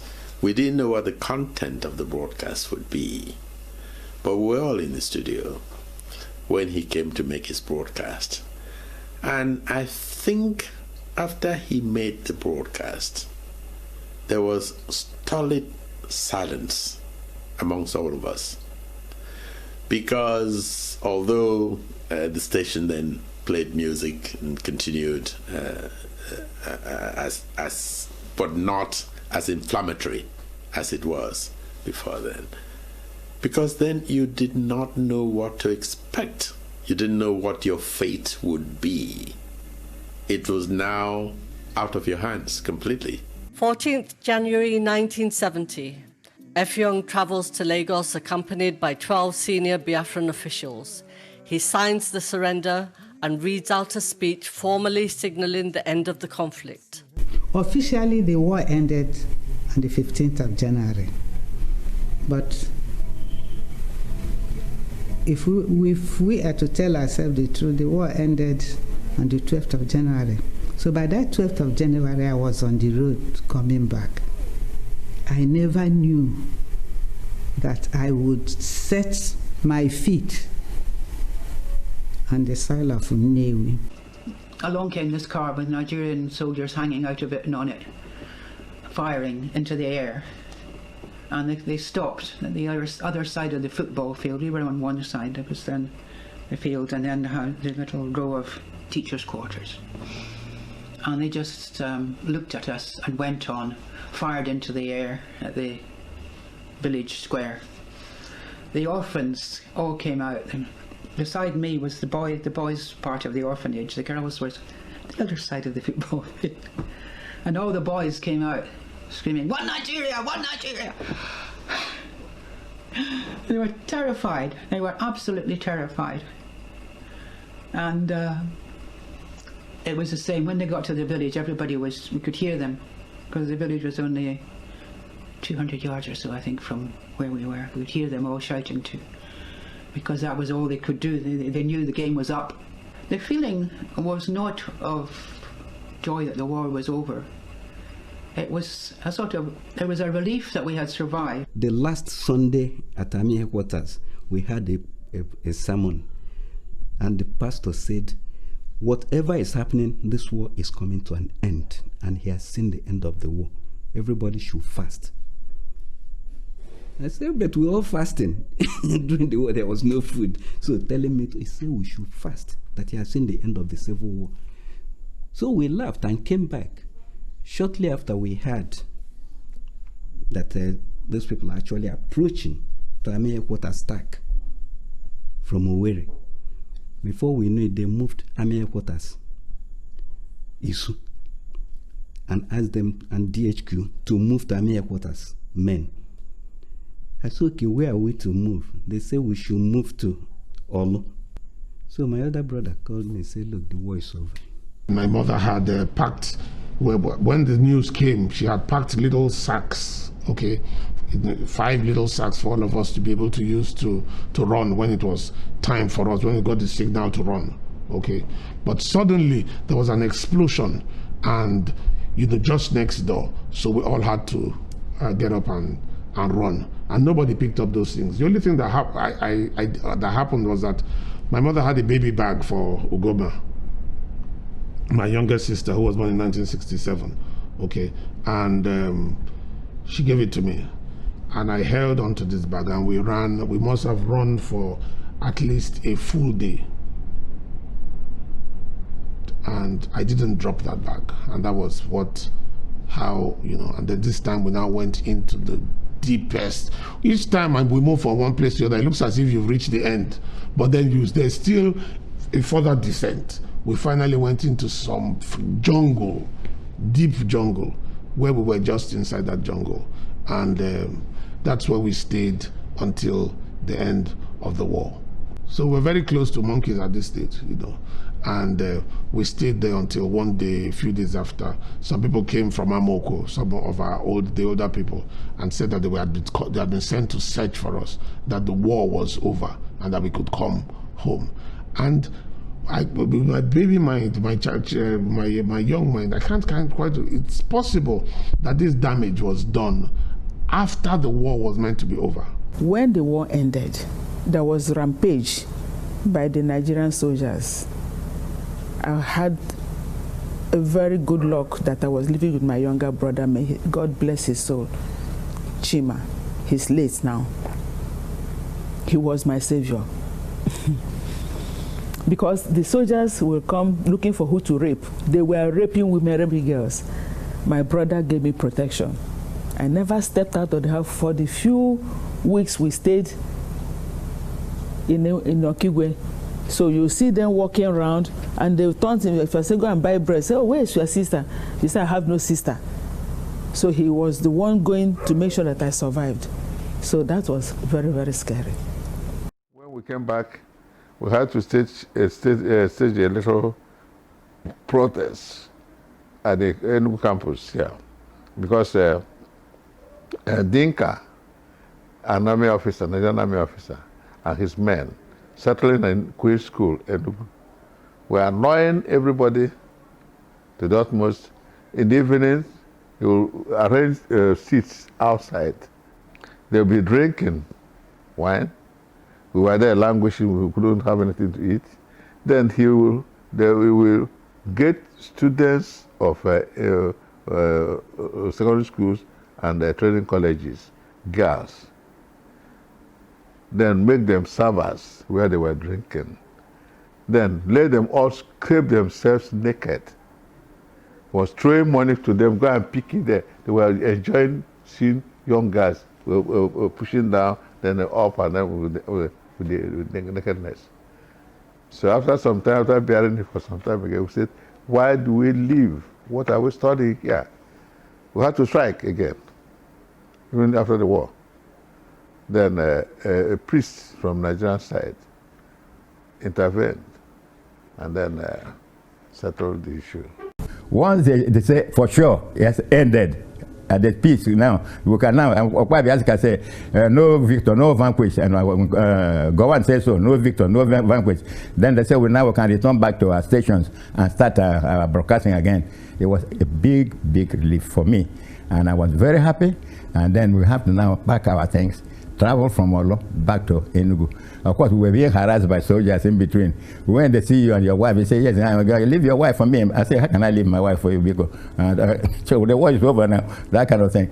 So it was a big relief, and then we were very happy to get back to Enugu. I said the people, those troops, the Nigerian troops came in there, and they took my father and my brother, his wife, their children, my sisters, and everybody. They took them away. Nobody knew where they were. They had gone. And then there ensued a period of great tension. We didn't know what they had done with them. 3 days or 4 days later, that my cousin returned. He told me that my father had returned, that they had returned, but that my mother had died. He came with her body, came back with her body. Then we had to leave to go to the house, to our compound, and there were the military there. My father was there. My mother was laid out in the chapel. The military was saying, please, bury her and go away. This is a military zone. We don't want anybody here. So we buried her. And I took my father to my grandmother's home, where he spent it, and the other members of my family, where they spent the night. And he cried all night, you know. After the war, when we went home, we didn't have any more home because the anti-aircraft machine gun was mounted in our compound. And so our house was a target. By the time we went home after the war, we had a big hole where bombs were being rained into our compound, because when, I'm not a military person, but when they know the direction where the anti-aircraft missiles are coming from, that's the target where they also hit to destroy what Biafra was using to fight them. So we came home, we had no home. So we started from scratch. Thank you. I remember the case of Justice Bazu. I don't know if he's still alive. There was a Bazu who was coming with his wife and his daughter. Was coming, they were carrying load on their head, and the soldiers arrested them and they brought them they brought them to me. So when you said Justice Keazor, something struck me because I had heard of the name. I knew he was a judge of the Supreme Court, and the wife was a judge, and the daughter was a medical student. I said, please, take them to my house. My house was opposite the prison. When you're on that one, take them to my house. I quickly contacted Asika. Asika said, bring it to me. So we sent it to Lagos. And then the wife sent to Aba to go and resume. So there were many happiness, there were many reunion, there were so many things on people you know. I couldn't send Keazor home because I was at Onicha. I knew that we bombed the house. Where are you sending him to? Okay, so that's why I didn't send him home. I sent him to my house in Owerre, okay, until arrangement was made to send him to somewhere. On the 12th of January, General Gowon delivered an end-of-war speech in which he ordered a general amnesty, as he described it, to all those who were led into futile attempts to disintegrate the country, and in which he also announced a no victor, no vanquished policy. The news of war's end filtered through former Biafra, and droves of humanity poured out in their thousands onto the roads. Battered, hungry, weary figures of men, women and children, clutching whatever meager possessions they owned, trudged to wherever they could call home. Homes that many had not seen in years, if the home still existed. All said and done, there was relief at survival. Biafran soldiers took off their uniforms and faced the long walk home. Their war was over. They were the lucky ones. Many of their colleagues were dead and buried, others were dead, but walking. Minds lost to the ravages of war. I remember seeing somebody who was a friend of the family. He was at the war front. As we were escaping, I saw him on foot, walking back in tattered clothes. And I called his name, and he couldn't even look at me, didn't see me. He had been completely devastated by the war. Whether the gunning affected him or not, but he was completely oblivious of where he was. And he was walking back from the war front after they had surrendered. So it was a mixture of all sorts of things. I don't know what became of him. An international observer team headed by Canadian Brigadier General John Drury reported on January 16, after a visit to the former war zones, that there were no acts of mistreatment of former Biafrans. However, this varied starkly from the accounts of eyewitnesses who saw sporadic killings, widespread looting, and the kidnapping and rape of women over widespread areas of the former Biafran territory. We had a long convoy of a number of people who were refugees in Imo State at that time, coming all the way back to Enugu, what is now Enugu State. My sisters, we had to give impression there were casualties. We used red ink and cotton wool and bandages to tie around their heads, their necks, their legs. And we put a lot of cream to show that there was a swelling in the hand because the federal troops were kidnapping girls in the process. You know, as we drove home, a number of girls were pulled down from the lorries where they were and taken to the barracks and kept there as their girlfriends. We heard all terrible stories about what was going on with some soldiers. I'm sure it wasn't all of them, but you know, the lawless ones, catching girls and taking them away. And so that was probably even more frightening than the air raids. And then one of those days, my auntie Jane, we heard that the soldiers had caught her and they had taken her away. You know, so they would take away this. So these things that are happening now of taking women is not today, you know. And they took her away, and we didn't hear from her again until after the war. And so there were lots of women like that, young girls who were taken away. There must have been 15, 16, 17-year-old, 18-year-old children. And then at the end of the war, they were liberated. And those who, I think their commanders, I said those who wanted to go back could go back. And so she came back. Some didn't come back. The Igbos of the former Biafra were now indigents of the East Central State, administered by Ukpor, which was now responsible for their care. It announced the application of a 3 R's policy, meaning rehabilitation, reconstruction, and reconciliation. The administration of the state activated a massive refugee rehabilitation scheme to provide shelter, clothing, and feeding to its refugees. Over 6 million citizens of the state found themselves in need of support, and the government made valiant efforts to provide this. However, it was always going to be a difficult task for the overstretched rehabilitation commission set up by the state government before the war. I never benefited anything from his 3 R's. I didn't benefit anything. I can actually attest to the fact that post-war reconstruction was reconstruction, rehabilitation, what they call the 3 R's. There was an attempt. Even the concept of no victor, no vanquished, all these were attempts by the government of Gowon to make the Igbo feel part of Nigeria and reintegrated. The transition from Biafran JCA relief distribution to Nigerian government control was a difficult one. It, however, soon got to grips with the problem, supported by the Nigerian Red Cross. There was, however, the contribution of selfless individuals like Tai and Sheila Sholari, who tirelessly collected relief supplies and at their own expense transported them to the war-ravaged areas.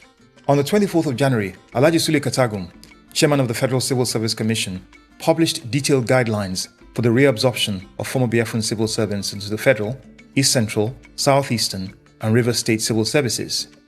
In many instances, they were recruited by other state governments who had manpower requirements. A significant number of Biafran military personnel were in many instances reabsorbed after facing a review board. A panel of very senior officers was set up to interview officers who participated in the war to find out the roles they played and the viability for joining the Nigerian military. So at the end of the interview, or facing the board like we called it, I think it was 64 of us were reabsorbed into the Nigerian military after the war. Igbo returnees flooded to metropolitan centers around the country, seeking any means possible to resume their normal lives. Lagos witnessed a flood of impoverished but determined Igbo men and women of all ages looking for a means of livelihood. Most eventually found their way into various establishments, eager and ready for any opportunities available. There were, however, other obstacles in the path of former Biafrans. 7th April 1970. The government announces a deadline for exchange of defunct Nigerian currencies held by those in the war zone, on condition that the accounts had not been operated since 30th of May 1967. The government also announces the payment of an ex gratia sum of £20 to all those who emerged from Biafra. At the end of the war, the whole lot, whether you're a billionaire, a millionaire, thousandaire, we all received equal amount of money, £20. And it was this £20 that rooted all these things we are now seeing, because Igbos are dynamic. Shakespeare said that all is fair in love and war. And so the policies which the federal government used against Biafra or Biafrans is a natural consequence of war.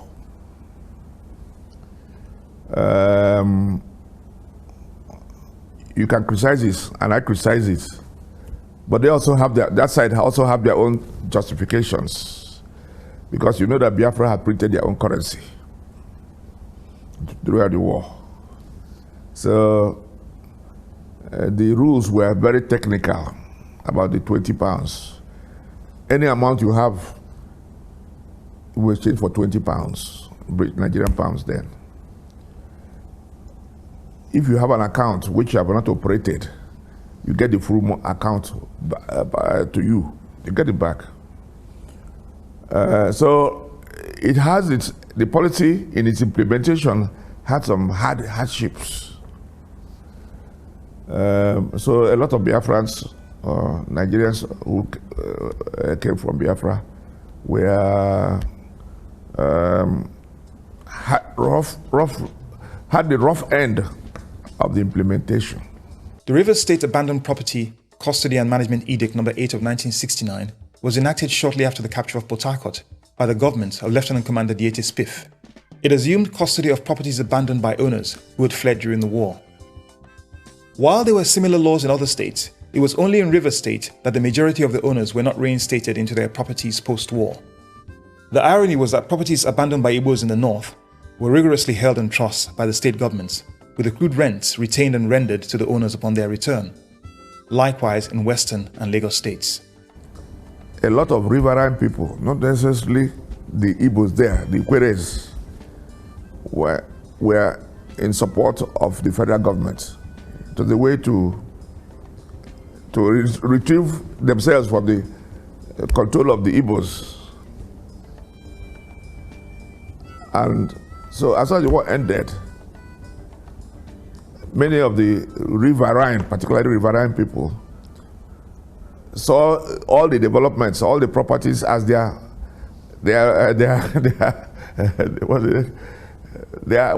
in the Bible even, when the Israelites or anybody goes somewhere, everything you do is spoils of war. They considered this is their bad time to inherit all these houses. So that policy was put into place. It wasn't put in place only in Rivers, but it was applied differently in Rivers. Lagos had the same. Kaduna had the same, but they were not applied in the same way. It was often to protect the properties against third party who will take it over. In Rivers, it was inheritance. This was the background to the life that faced most Igbos after 3 years of brutal war and strife. Many succumbed to grief after the war, unable to cope with the psychological effect of the aftermath of the war. However, the vast majority picked up their lives and trudged on, bloodied but unbowed. For most Igbos, the East Central State was their last bastion. There was no question that Okigbo III, the administrator, was disliked by most Igbos based on his role during the war, a fact he understood more than anyone else. He equally had, by his own admission, been little concerned with popularizing himself with those who disliked him. It is, however, without question that he assembled a team of highly gifted technocrats into his administration when he announced his cabinet on the 26th of May 1967. Their task was formidable. However, they appear to appreciate the weight of expectation upon them. A massive program of reconstruction was commenced under the aegis of the broad Second National Development Plan 1970 to 1974. No better demonstration of the mindset of the Igbos at this time than was evidenced by the words of Danny Bekwe QC, the Commissioner for Works, who declared to his staff on resumption that this was no time for tears. They and the people of the state responded accordingly. The Onicha market was renovated and built in 1973, restoring the biggest market in the state. State-owned industries were also revived. The University of Nigeria, one of the early victims of the war's devastation, suffered serious damage from the fighting and the occupying federal force on its premises for 3 years. Some hawks within government viewed Nsukka as a hotbed of secessionist thinking and pushed for it to be shut down.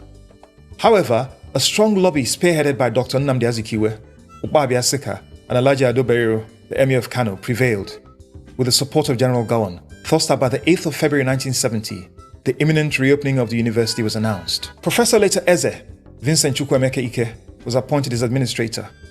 It eventually reopened its doors on the 21st of March 1970, with a total staff and student population of 1,900.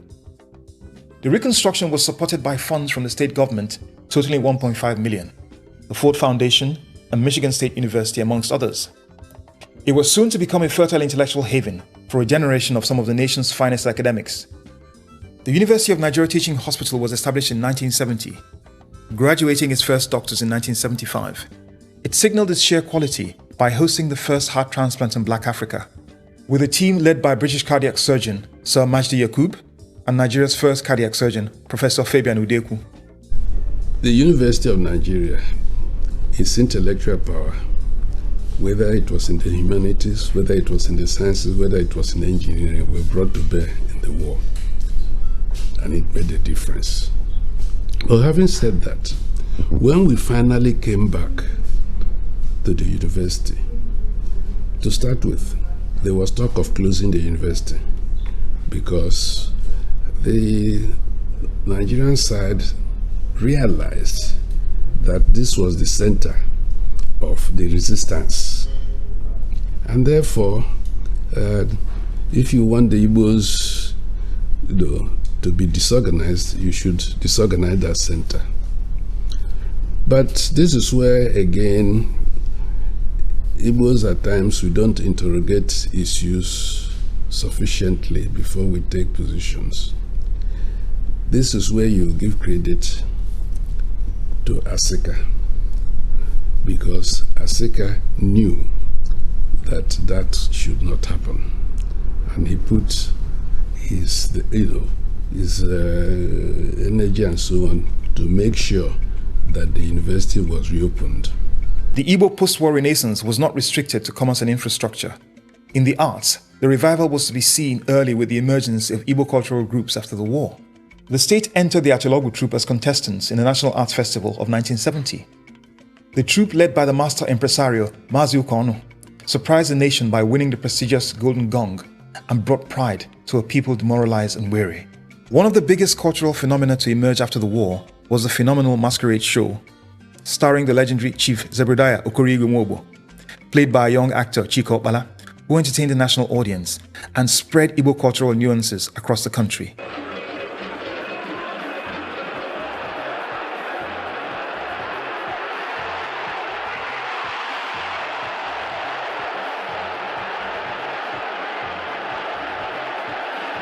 If there was a post-war symbol of the Igbo Renaissance, it was the emergence of Rangers International Football Club. Founded in 1970 out of the old Black Rocks of Enugu, the pre-war football team. The first Rangers lineup comprised pre-war Green Eagles legends like Shedra Kajiro, Luke Okpala, Godwin Achebe, and Cyril Okosieme, joined by Ernest Ufele, Matthias Obianika, Dominic Nwobodo, and many others. The state government, in its bid to boost morale and inspired by the forceful advocacy of three visionaries, sports administrator Jere Anyazo, businessman A.W. Ibe, and pharmacist John Egwu, created the legend. But the most important thing anybody should bear in mind is that these boys called Rangers, they made a lot of sacrifice on the Igbo. For people to come and start playing without money, without salary, I've never seen such a thing. Well, I joined Rangers in 1972 after my school, secondary school. I joined the Rangers after the academic house. Rangers, after the war, we were fortunate to beat all clubs in Nigeria. We were fortunate to bring back several cups to this part of the country, and that gave the Igbos the confidence, the power that made them to start talking, because before we were like people defeated by the war, but with Rangers, then we came up. There are some games that are special games, and I'll repeat again, I'll say that again. IRCC, Rakaro, those northern teams, and probably you get IRCC or even stationary stores. Those were special games. You can lose any, well, not that we lose, you can lose any game but those games. And even the feeling among the Igbos when you go to Kaduna or go to Lagos, you dare not lose against teams like that, because you see people, I've seen grown men cry. Grown people crying and said to, why did you guys just come here to disgrace us? So it was a question of the feeling of between us and them. And even from the pre-match meeting, on the day of the match, you're made to know that this game is unlosable. My father one day called me from school at King's College and sat me down on the bed. I have never had that kind of discussion with my father before. Never. He talked to me like an equal. He looked inside my eyes. His eyes were like tiny beads glistening with fire burning inside him. As he talked about the spirit of Rangers, he was begging his son to understand that the Igbos were defeated in war, and we were dejected and we had nothing. And so he decided to use sports to win victories and to inspire the Igbo man and bring up the spirit of the Igbo man to liberate us and bring us back to the center of Nigeria. He succeeded spectacularly. That was when the boys, constructed a song, called it Holy, Holy, Holy, Holy, Enugu Rangers, another Savior, Holy, Holy, Holy, Holy, Holy, Holy, Enugu Rangers, another Savior. Then one boy called Anedobe said, one or among we kolegu, one or among we kolegu, onye maluchebo geso, oje malo manazonso, eje ya mama. Which, you see the boys in high spirit, I don't forget it. On the right flank, and he squares across the goal line, and there's Okigbo again, surrounded by defenders. Danger, he beats them, and it's a goal!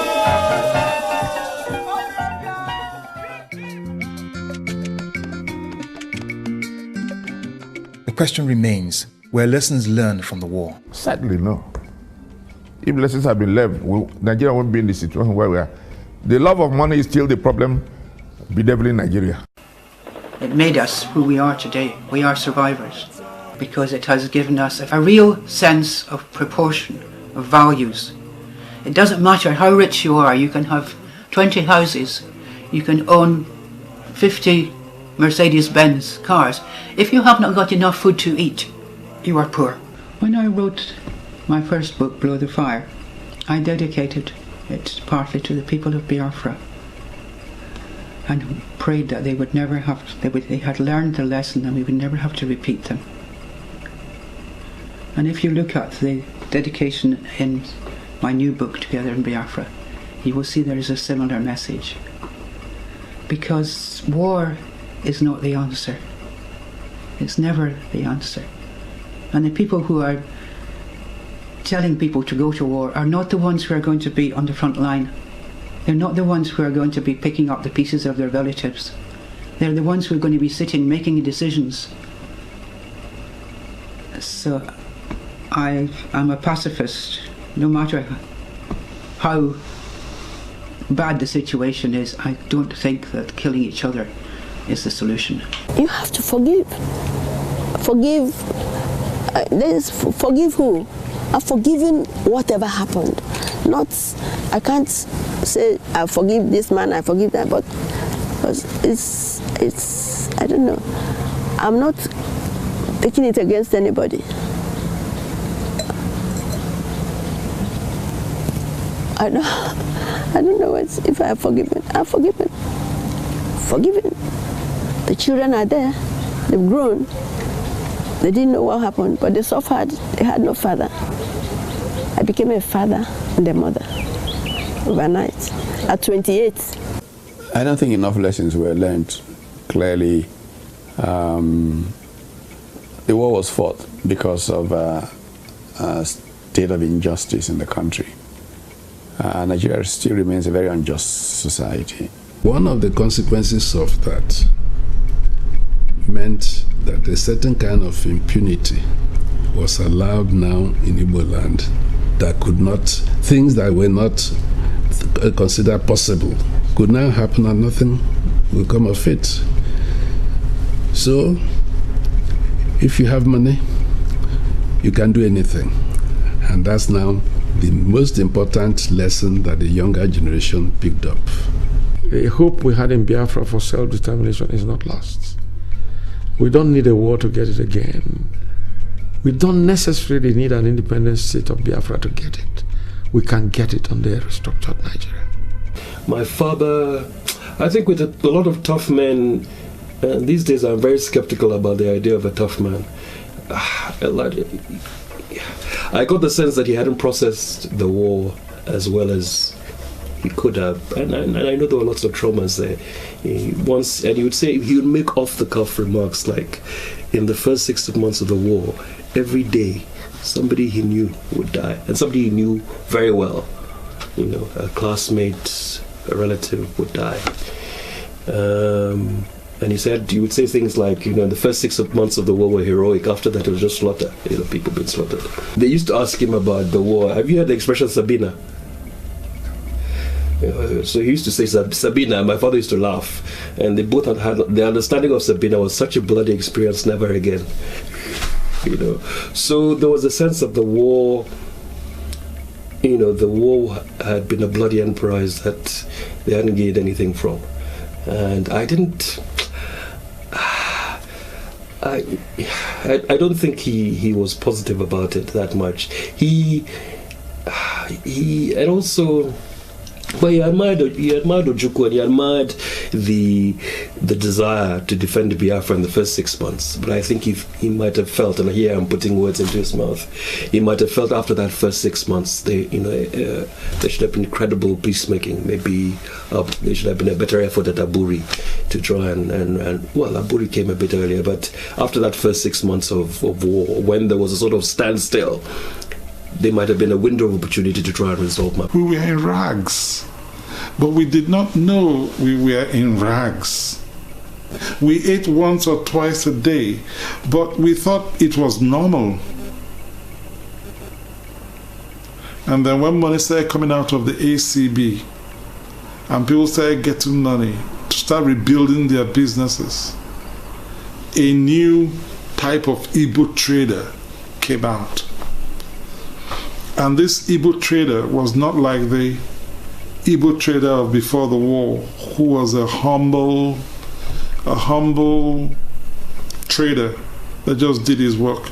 This one was aggressive, possessive, and the spirit of rangers, and the spirit of Ekenele Chukwu, and the spirit of Golden Gong had gone into them. And so,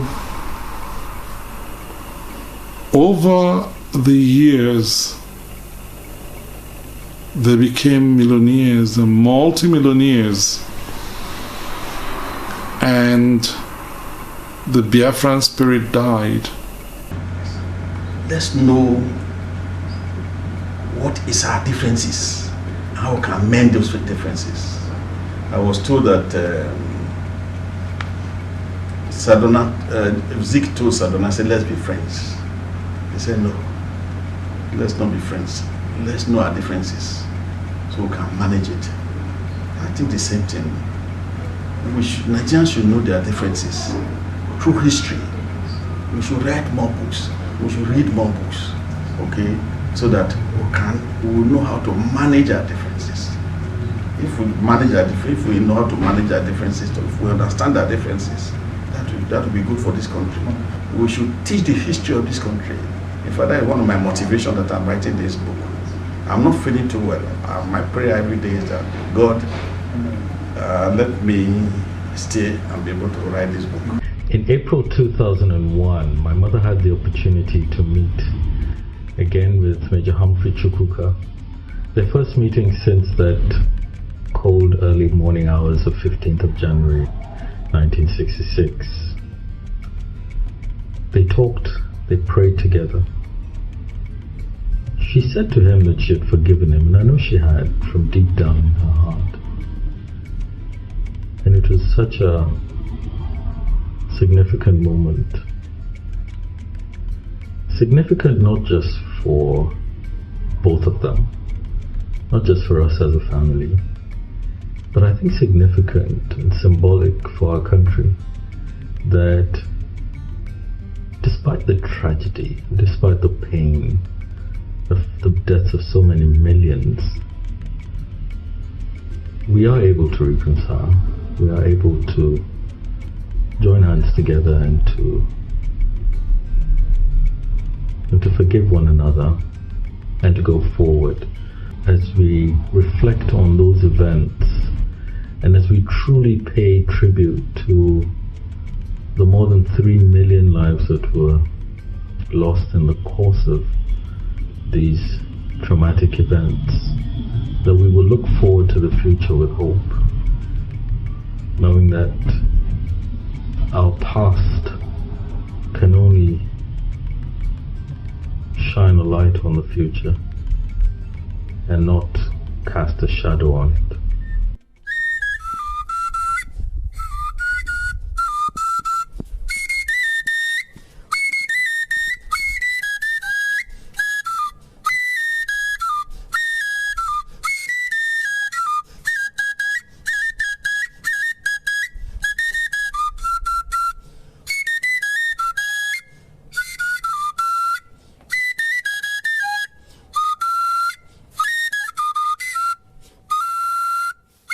We are now at the end of our journey of memorial travel. However, it is fitting to formally pay tribute to the real start of our story, the generation that rebuilt from nothing, who picked up the pieces from the debris of their lives. At the same time, we solemnly remember those who did not survive the war, men, women and children who had no stake or contribution to its causes, yet paid the supreme price. We pay tribute to those who for no other reason than survival defended their families and in many cases gave their lives. We pay tribute to the incredible humanity of those from all over the world who stood up to be counted and contributed to the survival of the innocents of war. We also pay tribute to those who, even though combatants on the other side, stood up for humanity.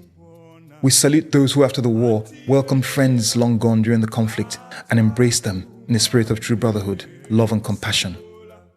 Most importantly, we salute the spirit of humanity that this tragic conflict showcased in its finest form. May we never experience the horrors of those years ever again, but more importantly, may we be blessed with a society that promotes justice, equity, fairness, love, and true brotherhood.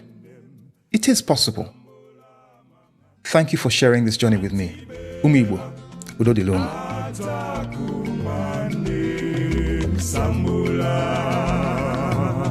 Easy. Pianulo noanyo, na pianulo noanyo.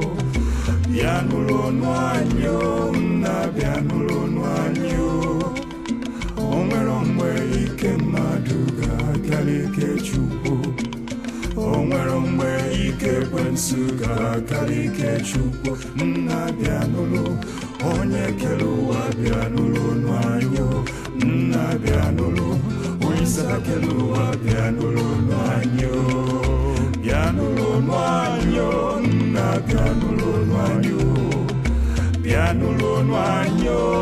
na pianulo noanyo. Omwe ike maduka kalike chupu, omwe ike kwensuka kalike chupu.